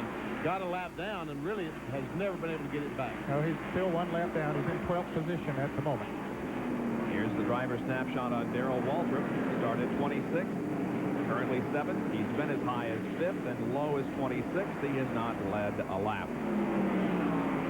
Darrell Waltrip, who has 11 victories on this speedway, 5 in this event, 6 in the fall race. His most recent win in this event was in 1989. As a matter of fact, he won both races that year. And Hut Strickland has slowed going into turn 3, really at a slow pace. The McDonald Ford looks like he's got a flat tire. Could have, and maybe some of that contact we saw a little bit in there earlier might have cut a tire down. Hut brings it in. His pit is way down toward turn number 1, coming in very slowly. Boy, had run so well all the day long, and then just all of a sudden, it's more than a tire problem. He's talking it over with the crew members and is in no hurry whatsoever to get anything done. Jerry, got any idea what the problem is? What we're hearing is that possibly is the rear gearing in the car is gone. The car would not pull any longer. Hunt has been on the radio and is now talking with the crew. Said, I'm going to be headed for the truck, but pit road is blocked. Actually, the area behind pit road is blocked. They're working on some of the other cars back here, including the Ricky Rudd machine. And so now Hut Strickland's crew waiting on that car. There's Rusty Wallace, who continues to lead this race. He's been pretty dominant. Yes, very dominant. Yeah. Well, that's an understatement. He has led 223 laps of the 314 that we have completed. Now, Dale Earnhardt has led 1 lap. So Earnhardt and Strickland are the only other 2 drivers to lead today besides Rusty. Well, Rusty's led 223, and I think Strickland led about 60 or 70. So Rusty will get the bonus points for leading the most laps today. Here's Davey Allison running with Terry Labonte. Labonte has caught Davey Allison. That's a race for 4th place.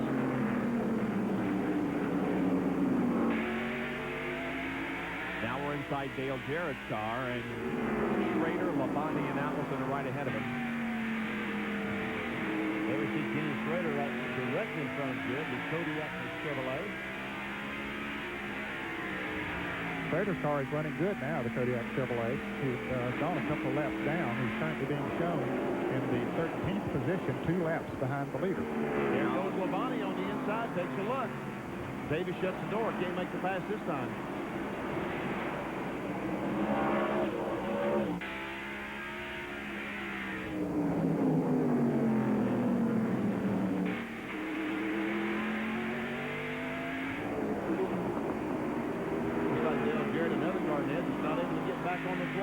No, they made the chassis adjustment during that last pit stop, and it looked like for a little bit it might be going to help him. And I don't think we ever explained what happened to him when he got penalized. They had too many men over the wall, and so he was penalized in the pits. However, he did stay on the lead lap.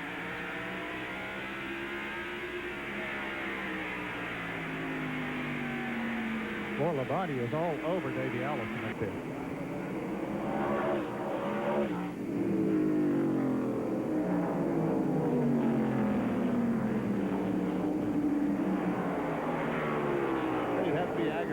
Driving a race all day long with a hood or something like that, so you can't really judge where your right front tire is. Well, he's got a little bit more room to work with over there. You don't get up on it quite with that right front corner as he would have if it wouldn't be bashed in. Of course, that does give you an awfully good excuse to hit somebody. So, yeah, I couldn't see. I couldn't see. I think probably Terry wrinkled that nose intentionally so it pushed the cornflakes up so you could see it better on camera, huh? You know, earlier when we showed you our infrared camera in the early part of the race, how the groove only showed glowing white. Now the whole track is. That means the whole track's hot, right? Yep.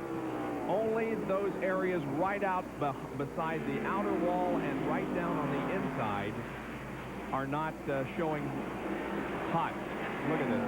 Except right down to the right on the along the wall, the whole track is hot.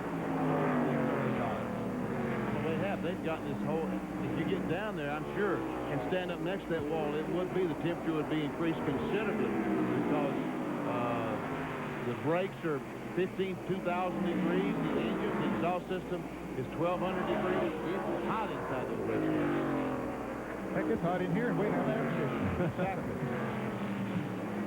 Not nearly that hot, though. Labonte still trying to work around Davey Allison for 4th place.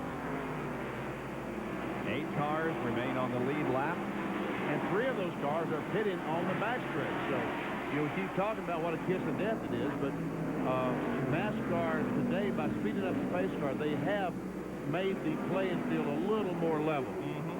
It was a good move on NASCAR's part to do that. I think it has equaled out the field a little bit. It has certainly helped, no doubt about it. I've wondered in the past why they didn't do that, and it was not my suggestion that they did it. Somebody else apparently had the same thought, so they made that ruling. Well, the body is really working on Davey Allison. Rusty Wallace continues to lap traffic, putting another one on Phil Parsons. Ahead is Jeff Gordon, who lost a lap on the pit penalty. Closing the gap, however, is Dale Earnhardt. And on Thursday of this coming week, April 29th, Dale Earnhardt will celebrate his 42nd birthday. Here's Jerry Punch with Hut Strickland. After starting on the front row, he now sits in the car behind the wall, trying to cool off with Hut. The air coming out of that hose is pretty warm, but what happened to the car? I'm not really for sure, Jerry. I think stripped the gear in the rear end. I come off turn 2 over there, trying to get my lap back there. You know, we had a little mishap there in the pit. Jeff Gordon knocked us off the jack, but yeah, that's racing. You know, we'll come back next week at Talladega and get them. You've been awfully optimistic. The car has run better and better every week. Mike Hill and the crew have done a great job. Well, they certainly have. I tell you, you know, everybody on this whole McDonald's, Texas Speed, Snap-on, Mr. Pibb, you know, team is just doing a super job on working this Ford. And, you know, it's just one of them things, you know, we can't help. All the guys, you know, it just gives us a more boost for next week at Talladega. Well, they're under the car trying to change the gear, trying to get Hut back in it, but that gear is extremely hot. Hut Strickland, with his best start in a Winston Cup race today, second. There's the leader of the event, Rusty Wallace, going for 3 in a row. The question is, can Dale Earnhardt close the gap and make a race out of this? Dale is second, Petty is third, Allison fourth, and Terry Labonte is fifth. Petty is second, and Earnhardt, who was running third, is slowing on the backstretch. John Kernan, what do you know? Andy Petrie has told Dale to back way off. They're running on 7 cylinders. They think that Dale may have broken a valve spring. Tough news after the job this crew did here on the backstretch, and Dale has been running in second for quite some time. Well, Kyle Petty was able to get around Dale Earnhardt several laps ago. Dale hung right in there, but now is falling back. Here is how Kyle got second place from Dale. Going in turn 3, just accelerates, stands on the brake pedal, goes inside Earnhardt, and basically just takes the position away. So a possible broken valve spring puts Earnhardt back now. He has lost, I believe, he's lost third. He's back to fourth. And Terry Labonte coming up on him right now. So there we see Labonte closing up on Earnhardt. Should be able to pass him with relative ease. Dale pulls over, and Terry takes the spot away. There's something a little more severe than a broken valve spring. Oh, and Earnhardt and Mark Martin make get contact. together. What a job Mark Martin did saving that car. He saved it. No caution. Man, oh man, looks like Bill Elliott at North Wilkesboro last week. You can see as Dale Jarrett goes by how much more power he has on the straightaway. Earnhardt can stay with him in the turns, but once again, here's Mark Martin trying to get by, and some contact, and the car gets almost 90 degrees. Looks like about 60 degrees sideways, and Martin saved her. Yep, did a good job. Roof cam on Martin's Valvoline Ford. Right behind Dale Jarrett's Interstate Battery Chevrolet.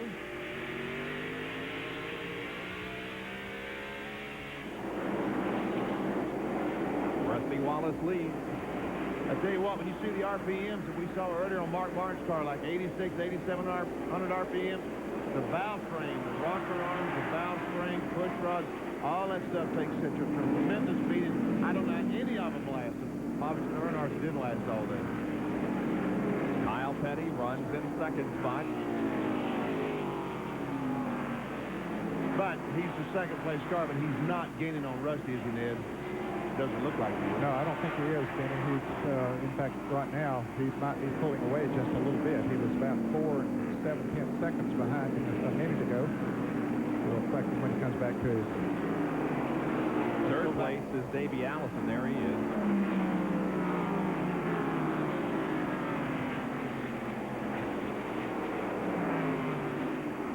There comes Davey off the corner. Haviland Starport Thunderbird. As Jerry said in his opening, came up, tested for 3 days, ran 675 laps.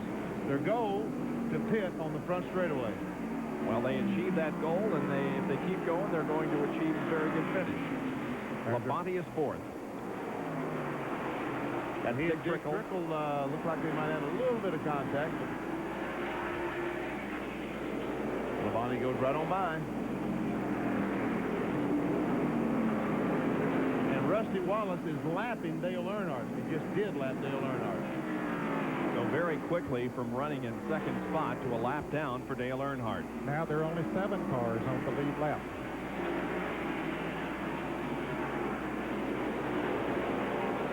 Well, I tell you what, Rusty's stuff is just bulletproof this year, isn't it? Or I shouldn't say that. Let me knock on wood. Where's your head, Bob? Yeah, that's right. Yeah, he has been very, very dominant on the short tracks. Now, some people don't consider Richmond a short track. They call it an intermediate track, and if that was the case, then Rusty has won the 2 short track races so far and is looking for number 3. John Kernan, an update on Dale Earnhardt.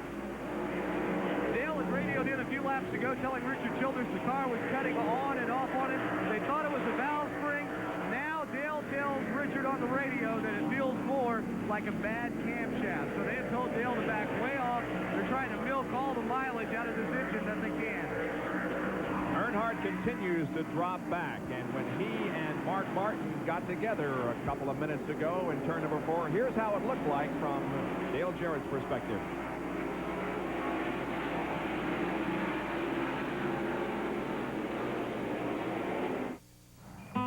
Hey, I like to save money as much as the next guy, but Looking out over your estate from the Beaver Creek Plantation.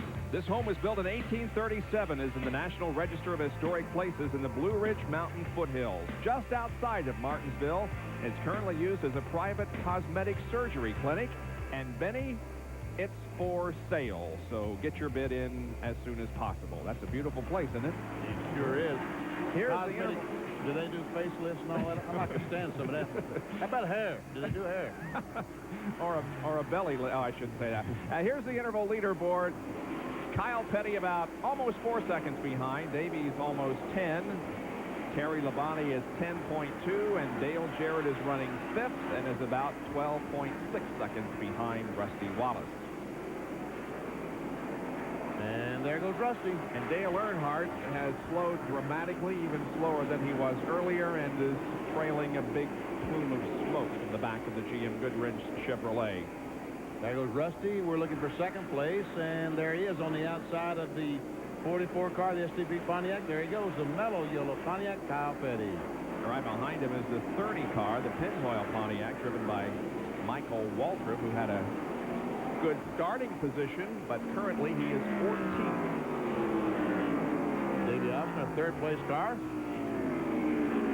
And Cal and Davey were 3rd and 4th in the points, so they will gain some considerable ground on Earnhardt today if everything stays together. There's Terry Labonte in the Cornflake car, the Kellogg's Cornflake Chevrolet, having a good run here today, pitting on the backstretch, running 4th. And there comes the 5th place car, the Interstate battery Chevrolet Dale Jarrett. Now we'll show you the rest of the field as we jump inside Dale's car, show you how everybody else is running with an Auto Light Field summary. As we're inside this car, Hutch Strickland just preparing to pull back on the speedway in the McDonald's car. There he is. Waiting for traffic to clear. There he goes, slowly. And away goes. Ted Musgrave is out of the race. I don't think we've ever mentioned the fact that he is out with the Jasper Engines US Air Ford. Went out a little while ago. Hutch Strickland led 88 laps earlier. Developed the problem and had to go to the behind the wall to get repairs made, and he's back out there. And there is Earnhardt, who, as you can see, is smoking badly, and this is going to hurt him in the points because he came into this event 18 behind Rusty in second spot. And there goes Kyle Petty by him another time. What's that, about 3 times he's passed him? Yeah, I think that's right. He's just dropping farther back in the field. Earnhardt right now being shown in the 13th position, 3 laps down. There is the 11 car. And you know, in the open of the show, how we talked about the tools of the trade change when you come to a short track. Looks like the Junior Johnson Mike Beam crew will have its work cut out for it this coming week. I don't imagine this is the car that they will run next weekend at Talladega, but this one definitely has had some damage sustained today. Yeah, it looks like they've used some sludgehammers, hacksaws. Sledgehammers, as Chocolate Myers says. It's easy to pick this car out on the infrared camera because it doesn't have a hood on it. You're looking right into the glowing hot engine. Here it is. Yeah. See it? Say what, everything's hot down there. Sure is. The grass is nice and cool, but that's about it. Budweiser Ford, driven by Bill Elliott. He is 28th. And we can see here how our camera picks up all that heat without the hood being on the car. And Jimmy Hensley is in the pits. The Bojangles Ford unscheduled pit stop inside the car. We see someone inside the car. They say it might be a battery problem, but they're just changing the tires. The battery located. Most of the time they put it in front of the left rear wheel. Left rear wheel. They might be. Don't look like doing anything there. No battery problem there. Just tires. Jimmy had to relinquish 12th position to come in for that tire change. Now that should put him in position to go the rest of the distance. Everybody else will have to make a pit stop. It's not time for those stops yet, but we have 112 laps to go. This is our Armor All bumper cam looking back on the field of the Hamilton 500. Rusty Wallace has dominated so far with 110 laps to go. NASCAR Winston Cup race here on ESPN Speed World. Tomorrow night, ESPN's coverage of the Stanley Cup playoffs continue. Can anyone bring down the dynasty of the Pittsburgh Penguins and Mario Lemieux? Well, our game tomorrow night at 7:30 features the Detroit Red Wings against the Toronto Maple Leafs. Boy, a great game Saturday night on ESPN. Buffalo and Boston, and the Detroit-Toronto game should be great, too. You must have grown up with there's ice. No, as a matter of fact, I didn't. I got interested in hockey when I lived in Fort Wayne, Indiana, the Comets, and I've just been a hockey fan ever since. Well, good for you. I've never been to a game. You should go. And the 14 car in the pits. He was running fourth. Terry Labonte. John, he's headed toward you.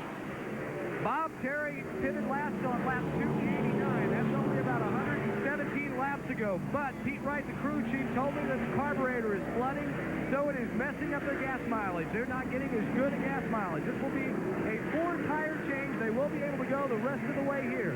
Labonte sitting patiently in the race car. The left side tires are going on. No chassis adjustment just yet. The tires are on. Terry Labonte is away 20.2 seconds. Kellogg's Cornflakes car now is ready to go the distance. I believe he would be 2 laps down right now. He was running about a half a lap behind Rusty Wallace before he came in. So he's 2 laps down. He's about a turn behind Wallace right now, but others will have pit stops to make. If it stays green, shouldn't hurt him too bad. You see that 20-second pit stop, as hot as it is, a lot of these drivers wish it took 40 seconds right now just to sit, relax, get a nice cool drink. But no, they've got to get back out just as fast as they possibly can because time is positions and money. The average speed of the race is still a record, 79.7. The track record is 79.3. There's Wallace putting a lap on the pole sitter, Jeff Bodine. Jeff is currently running in 10th position. He is 2 laps down, but he's going to salvage a fairly decent finish out of what started out to be a very horrible day for Jeff. Yeah, he was last right after the second lap. That's right.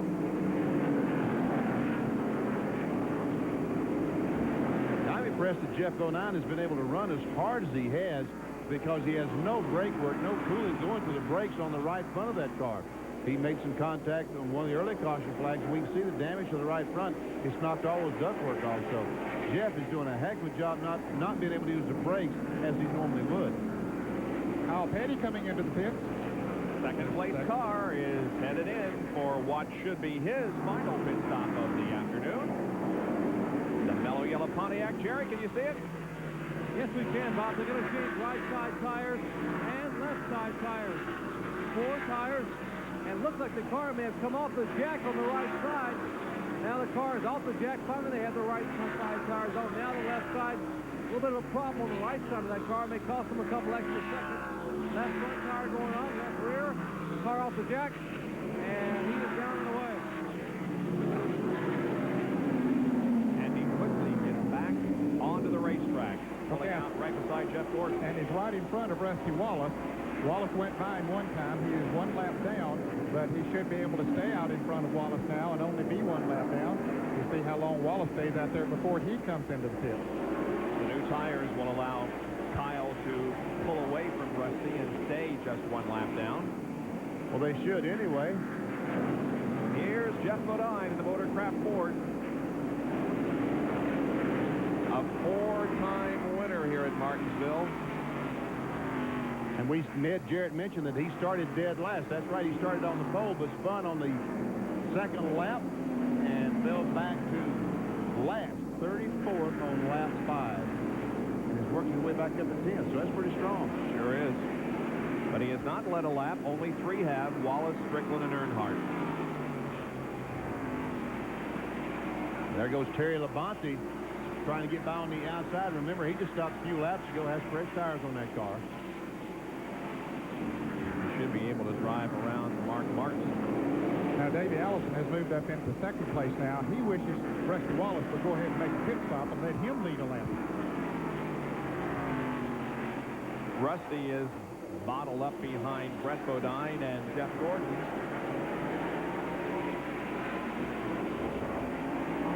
Rusty and Davey should be pitting soon here at Martinsville. We'll be back when that happens.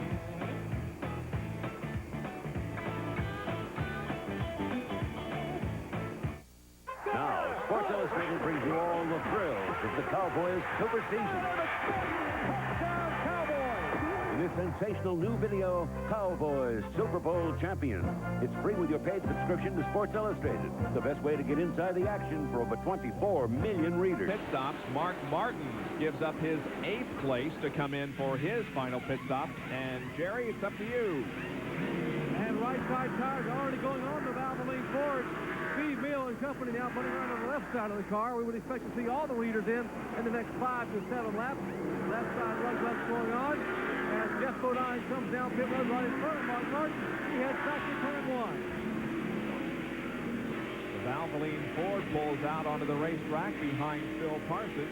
Jeff Bodine is on pit road as the Motorcraft Ford gets final service. Here is Kyle Petty passing Michael Waltrip. And here is an indication of what the new tires can do. His last lap was 90.1, and just before he came in, the leader was 88. So 2 miles an hour better on the newer tires. And here's Terry Labonte, another example. He has caught Rusty Wallace and has passed him. Now Terry is only 1 lap down. So, see, that's why Kyle Petty stopped. That was his only chance to win the race. He was going to stop a little bit early, go out and try to make as much time as he could with good tires on his race car, and hope that Rusty stayed out there when he came back on the racetrack, that Kyle Petty would have a chance to win the race. We'll see how it plays out. Uncle Waltrip just coming out of the pit. Almost contact between Marcus and Brett Bodine right in front of Rusty. Marcus in the 71. I'll tell you, Rusty Wallace is losing a lot of time here right now. Now there is a spin right in front of him. And Rusty has contact with Terry Labonte. I don't know how badly the car was damaged, if at all. Brett Bodine is up against the wall, and the caution comes out. A tremendous break for Rusty and Davey. And a terrible break for Kyle Petty. Brett Bodine was running in 5th place, and Terry Labonte had a lot of damage to his, more damage to his car in this situation. Which will be a break for Dale Jarrett and Darrell Waltrip. They too had not made pit stops. Here it is again. Well, we're headed down into turn 1. Brett Bodine goes down. Dave Marcus is down there, and they touch, and around Brett goes up into the wall. And Rusty, I guess he did tap. Yeah, they did. They did touch. Yeah. And now Rusty comes onto pit road. Jerry Punchy is headed slowly toward you. At 35 miles per hour. In fact, what a break for Rusty Wallace. He was pitting the next lap by. He was a half a lap away from coming into the pit. Davey Allison on the bottom of your screen. Davey Allison's crew going to the right side of that car. Jack to the right side, whereas Rusty's crew already on the left side, putting left side tires on that machine. Now Davey's crew scampering around to the left side of the Haviland Ford. A chassis adjustment for Davey's car. While Rusty is off the jack and headed down pit road, Davey's still on the jack. Left front, left rear lug nuts on. They've adjusted the chassis, and now Davey Allison heads back to turn 1. Let's go to John Kernan. Darrell Waltrip just pulling in. It will be a 4-tire change for Old VWs on the backstretch. This is another one of those cars that doesn't like to qualify very fast. Rusty Wallace goes down the backstretch. So does Davey Allison behind. The right sides are already on. Left side's now going on for Darrell. They were another one of the teams that told me they thought they could win this race from the backstretch pits. In fact, they did, I believe, a few years ago. Of course, that was before. 18.1 seconds, very good stop. And of course, as I was saying, I believe they did win a race here from the backstretch a few years ago, but that was before the new pit road rules where they closed the pit. A lot of smoke coming from Terry Labonte's car. That car has damage on the right front. It's pushed the tire back. And a tough break. It's pushed the fender back on the tire. Yeah. And it's rubbing substantially. Now he's coming in the pits. He was a lap down. I wonder why he didn't come in the last time. But he had to stay out and go around that other lap until the leaders had made their pit stop. So this caution has set up a whole new scenario now for the finish of the race, and we are 75 laps from that point. We'll be back in a moment. And the field is back under green once again with Rusty Wallace leading. Davey Allison second. Dale Jarrett is running in third position, and the only other car on the lead lap is Darrell Waltrip in fourth. Kyle Petty is in fifth. He is one lap back and about 20 car lengths behind Rusty Wallace. Was not able to mount enough of a charge to get up there and try to get back in the lead lap. Of course, Kyle went a lap down as a result of a green flag pit stop. Rusty Wallace, Davey Allison, Dale Jarrett, and Darrell Waltrip all had the luxury of making their pit stops under caution. And they should be able to go, everybody go the rest of the way as far as needing to make another pit stop for tires or fuel, really, unless they have a flat or something. There's their second and third place cars. Davey Allison, Hamlin Star, Ford Thunderbird, the Interstate Battery Chevrolet of Dale Jarrett. There we see Kyle Petty going in the corner on the outside of Dale Earnhardt. Kyle Petty, remember, made that green flag pit stop, changed 4 tires, got a lap down, and the caution flag came out.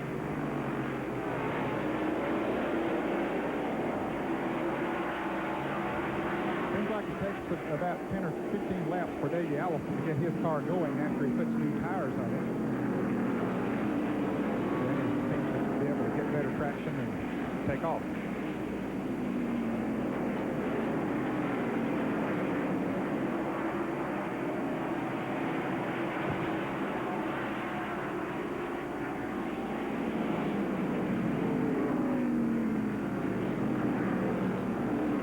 Rusty Wallace has been definitely the class of the field today, hasn't he, Ned? Oh, yeah, that car is really hooked up. Of course, he has done a great job of driving it.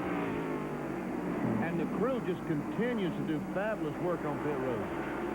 There's a Fram field summary. 4 cars are on the lead lap. Kyle Petty in fifth, a lap down. Holstetter Bodine ninth. Jeff Gordon has dropped back to 11th now. I'll have to correct myself. I said Labonte had gone several laps down. Actually, he was only 1 lap down, Terry Labonte, so he's still... And that was because he stopped early and made that 4-tire stop on the green flag. He did unlap himself once before the caution came out, but he's still a lap down. There's the leader. Most recent driver to win 3 consecutive short track races. Rusty could do that today. It was Rusty Wallace, who won North Wilkesboro in '88, and then the '89 Richmond race and the '89 Bristol event. You're just full of stuff, aren't you, Bob? Yeah, well, I'm glad you said stuff. Rusty Wallace is turning laps at less than 21 seconds. Now, the total speed here was about 20.19 or something like that, so he's still far less than a second off the pole speed. That's pretty strong. It is. There's old DW. He's hung in there, got a 4th place run going. He's still in the lead lap in that Western Auto Chevrolet, but Kenny Schrader goes by. Yeah, Darrell's car, good set of tires, not running as good. Or maybe his brakes are beginning to fade a little bit or something like that, but he is definitely dropping farther back behind Dale Jarrett and Davey Allison than he was before. In all the races he has run at Martinsville, he has finished in the top 5 67% of the time. Look at this. He started 26th. Currently 4th. He has been as high as 2nd, and he's been as low as 26th. And you see where he started 26th in practice on Friday. Darrell Waltrip's car was just as fast as anyone else's. So when Jeff Bodine went out and ran that 2019 or 17, whatever he ran, Darrell said, man, I know I've got to really run a good lap. And some observers watching him qualify thought the throttle at home. He drove the car in so deep. I'll be done. And what happened, Darrell? Driver messed up. Well, at least he's honest. Well, he's smart. That's why he's in 4th place here today. He's just driven a very good, smart race. Kenny Schrader with 10th, 3 laps behind.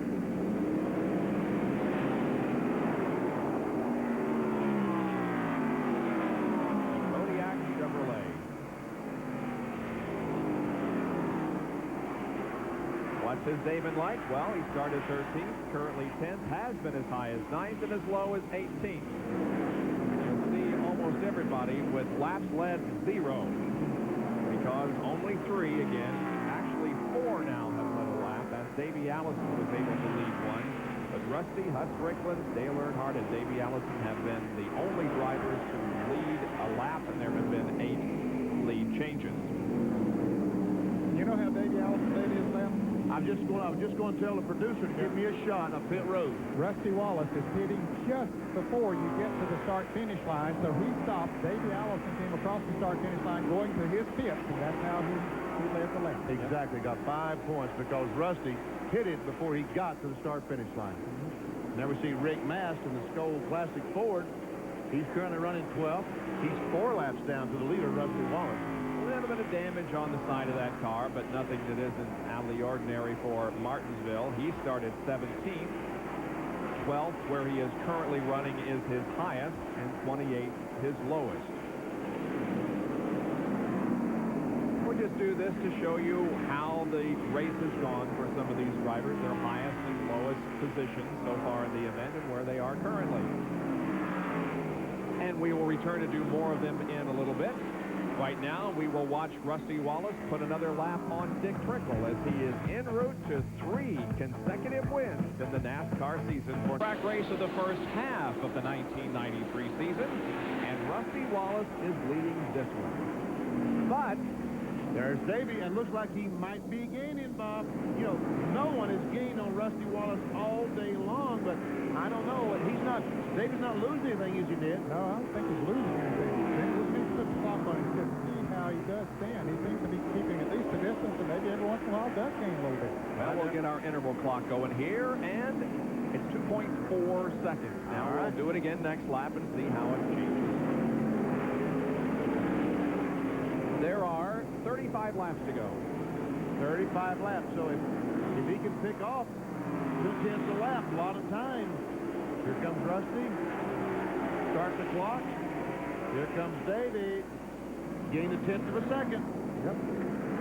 However, Rusty did pass the lap car that time. Bobby Labonte, you see right behind him, so he passed him. That usually slows you just a little bit, but Davey coming up having to pass a couple of cars, and one of those, of course, the 27 car you saw him go around. So we'll see how that affected him. All right, there we go. Yep, lost a little. Yeah, you're right. So I guess it's about even, but depends on how much traffic they get in on a given lap as to how much they gain or lose. There we see Davey. Looks like that brake recirculating valve might have worked for Davey Allison. Because here he is with just 30 laps to go, a little over 30 laps to go. Still has a very good race car. The 3-car of Dale Earnhardt is being black flagged. He's gone to the pits. Yeah, he's been Behind running the wall very slowly, and the car is smoking, and so Dale has taken it behind the wall. Now this is good. There we see Earnhardt. They're raising the hood on the car. Earnhardt led 1 lap of this event, but ran up front for quite a while. He had dropped to 20th position, Bob, after he started having some engine problems. Here's another Fram field summary. It'll show you 4 cars on the lead lap. Rusty going into turn 1 alongside Dave Marcus.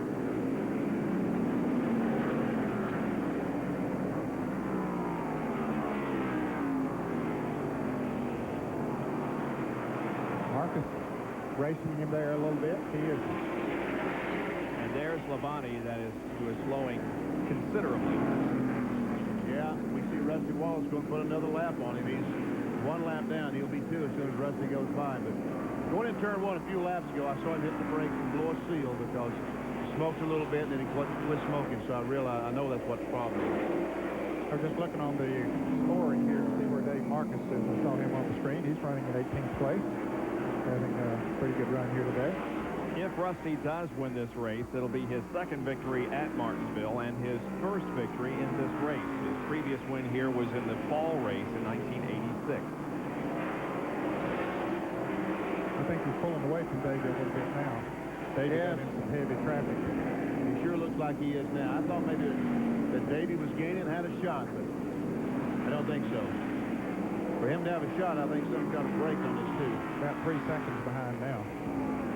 Rusty started this race in 5th position. So far has led 382 of the 472 laps.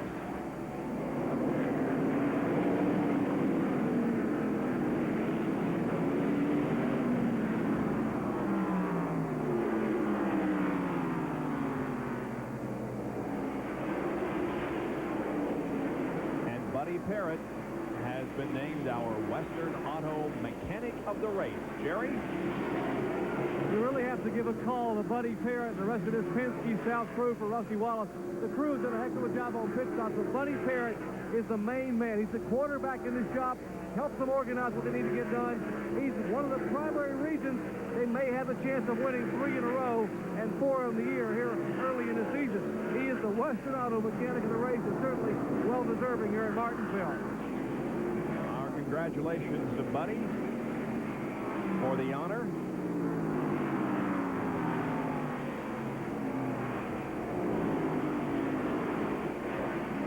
All he's got to do is keep the engine together, keep brakes on the car, dodge all the guys that might spin out in front of him, and he'll win this thing.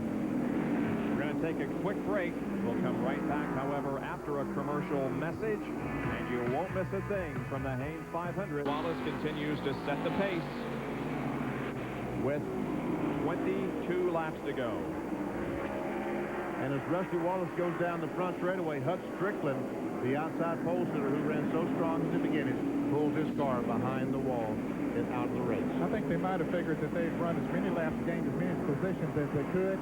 There's no point in running these other 21 laps because they could not gain any more positions. That's just speculation on my part, but here, that's the way that it looks.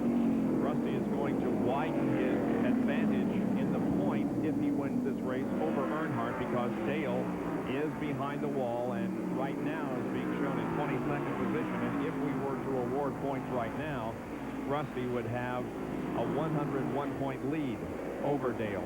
Earnhardt would still be second? Yeah. Huh. Well, yep.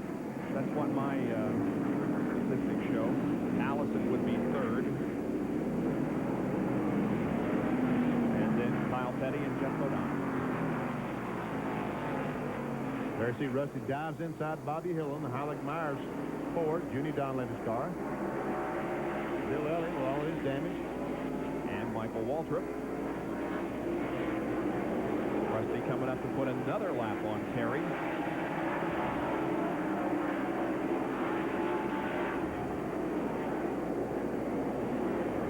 There's Bill Parsons as Rusty comes up behind him.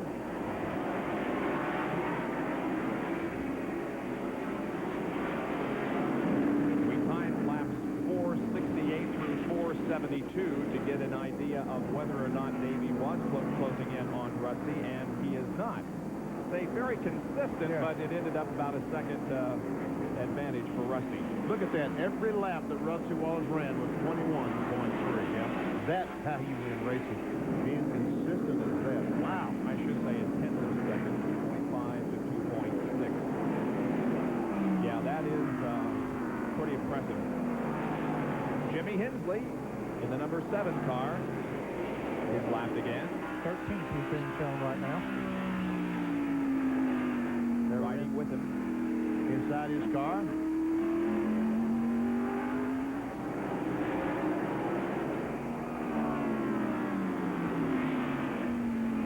So Jerry Kowicki, Alan's father, down in the pits before the race started. He's in attendance today. It's the first time he'd ever been to Martinsville.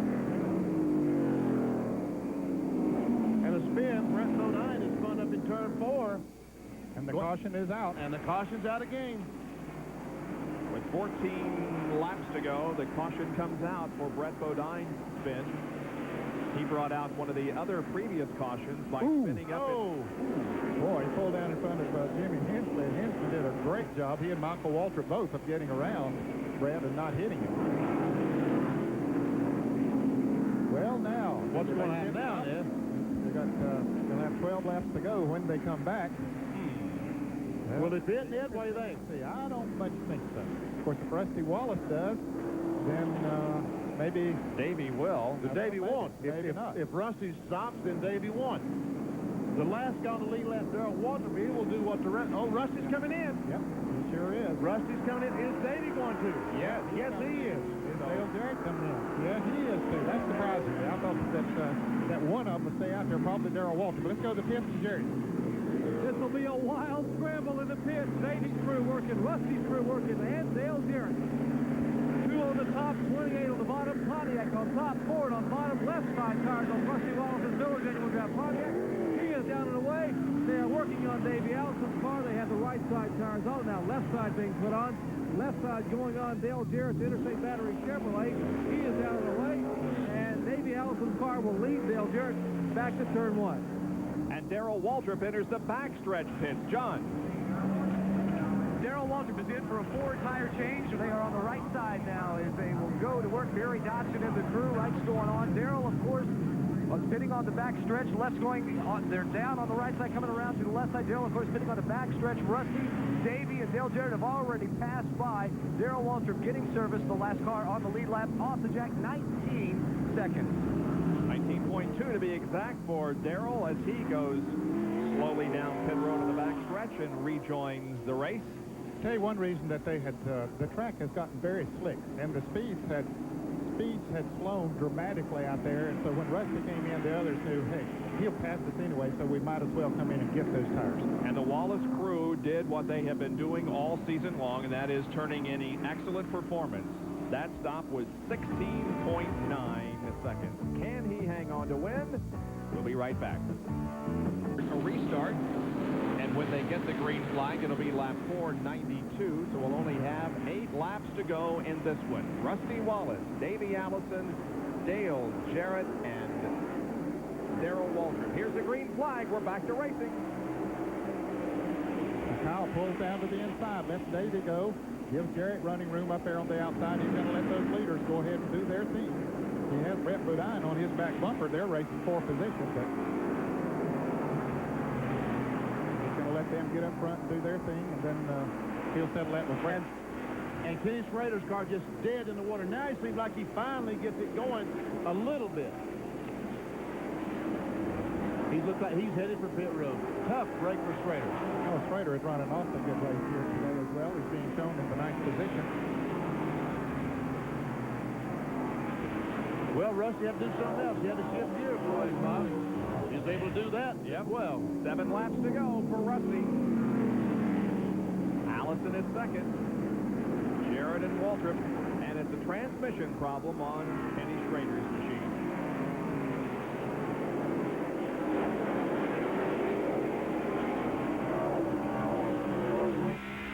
That complete lap 494. Interstate Battery Chevrolet looking at Davey Allison. But Darrell Waltrip is really breathing down Jarrett's neck for the third position. The race for third, Ned just spoke about.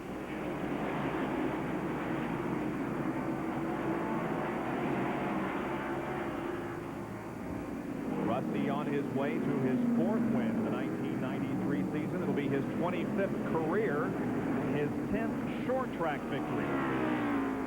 4.5, almost just 4 laps to go as soon as he comes by the start-finish line. Maintaining an advantage. Oh, Morgan Kemper hit the wall hard up in turn 3, between turn 3 and 4. The Citgo Ford just shot into the wall, and boy, he hit it hard. He sure did, and there's considerable damage to the right side. Here's the caution once again. And he's sitting right in the middle of the track. They got a race back here. This race could finish under the caution. Of course, their spotters are telling him where he is. Look at Allison trying to win it. He couldn't quite make it. A half a car length.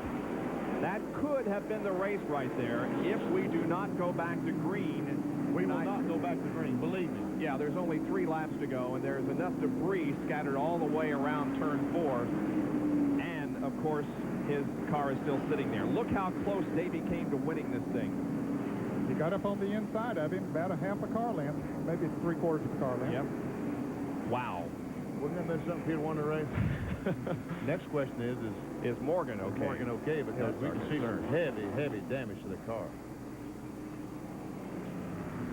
It will end under caution. The pace car is trying to pick up the field, weaving its way through wreckers and the wrecked race car of Morgan Shepherd. 2 laps to go.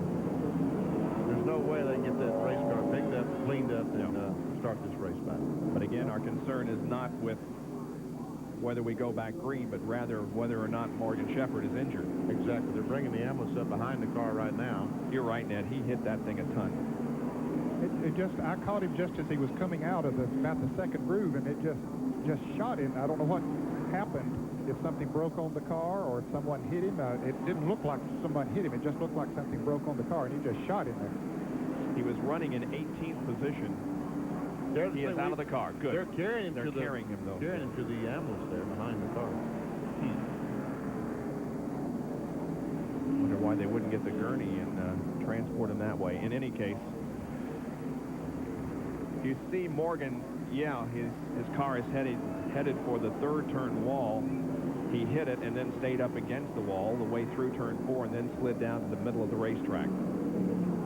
White flag comes out along with the caution, and this one will end under yellow with Rusty Wallace winning his 3rd consecutive event and 4th of the 93 season, dominating the short track activity in the first half of the season. 3 in a row. Let's go to Jerry Punch, who's with Buddy Parrott. They're holding their breath, and Buddy Parrott, a big smile from you. He's about a half a lap away from 3 in a row. Congratulations. I tell you what, it's really a great win. You know, I said Wilkesboro was a handling situation, but today it's a mechanical situation. You know, the guys in the chassis shop and the guys, the whole guys, everybody that did the brakes, everything. We won this race today because of maintenance. The car handled great, but still, it lived all day. Earnhardt had a problem with the motor, and this is for David Evans. His father had a heart attack. This is for you, David. And they dedicate the win to David Evans, the engine builder, who is not here today, but watching at home with his dad, who had a heart attack. Bob? Rusty Wallace has led 905 of the 1,800 laps raced on short tracks this season. He has led 50%. And not only is this a big win for Rusty Wallace, but it moves Pontiac to the top of the manufacturers' battle with 54. Rusty Wallace has won the Haynes 500 here at Martinsville, and we'll be back to Victory Lane to talk with him after this. Down lap here at Martinsville Speedway in Virginia, having won the Haynes 500. He's turning the car around again, and looks like he's headed for another Polish victory lap in salute to Alan Kulwicki. Our Speed World coverage being brought to you by Allied Signals Fram Oil Filters. You can pay a little now or a lot later. By Suzuki, your Suzuki motorcycle dealer has the ride you've been waiting for and the financing to get it. And by Smooth Busch Beer and Easy Drinking Busch Light. Busch, the official beer of NASCAR. Well, the NASCAR official stepped in and wouldn't allow Rusty to take the Polish victory lap because there's a lot of confusion down in turn 4 where Morgan Shepherd had a crash. Let's go to Victory Lane now, and here is Dr. Jerry Punch. Thank you very much, Bob. Rusty Wallace climbs out of the Pontiac in here with Roger Penske and the crew to celebrate. Rusty, congratulations on a tremendous effort. Yeah, thanks a lot. The car was just really strong all day long. I mean, I got to hand it to the crew, and everybody did a wonderful job. The car really handled perfect, and the motor was strong, didn't have any brake problem. I'd like to dedicate this race to David Evans' father, who had a heart attack the other day. Hope he's doing well. And to Jerry and Thelma Kulwicki, this is their first time back since their son passed away in Bristol, and I was really proud. Wish I could have done a reverse victory lap, but they had a big problem down and coming off turn 4. NASCAR wouldn't let me go around, but I really want to do it. At least I got to turn around going that way. What a sequence, 3 in a row. I mean, you're on a roll. The team really doing some great jobs. When they had to, that last pit stop, 16.9 seconds. They pulled it off. They did it right. You know, I was thinking, man, I hope there's no cautions at 14 or 15 and going, son of a gun, if somebody didn't wreck, you know. But we had a pretty good race. Don't even have a whole scratch on the car. Just like to thank Miller Genuine Draft, Mobile Oil, AC Spark Plugs, Goodyear, Pontiac, all the people participating in our program. Rusty Wallace all smiles, as is Roger Penske here in Victory Lane, and the Gatorade comes down on the champion as they celebrate. And Bob, we will mention that we have been told that Morgan Shepherd is awake and alert, and that is very good news from down here at trackside. Indeed, we're glad to hear that Morgan Shepherd is okay. We'll show you the unofficial results here from the Haynes 500. It was a good race. Just 4 cars, however, finishing on the lead lap. Terry Labonte was able to salvage a 9th place after all his problems. Jimmy Hensley, the hometown favorite, finishes in 13th position. And we see Morgan Shepherd finished 19th, even though he hit the wall right near the end of the race. And 21 through 25, Marlin, Earnhardt, Hillen, Wallace, and Derek Cope. Hut Strickland, Bill Elliott, Ted Musgrave, Ricky Rudd, and Jimmy Spencer. And the remaining drivers, Harry Gant, Ernie Irvan, Bobby Hamilton, and Wally Dallenbach. Now, in terms of the point standings, 1,297 for Rusty Wallace, 1,196 for Dale Earnhardt. Allison, Petty, and Bodine complete the top 5. Then 6 through 10 of the points going to Talladega. Martin, Shepherd, Jarrett, Darrell Waltrip, and Brett Bodine. Stay tuned for Speed Week coming up. We will be with you a week, or this coming Sunday, I should say, for Super Speedway Racing at Talladega and the Winston 500.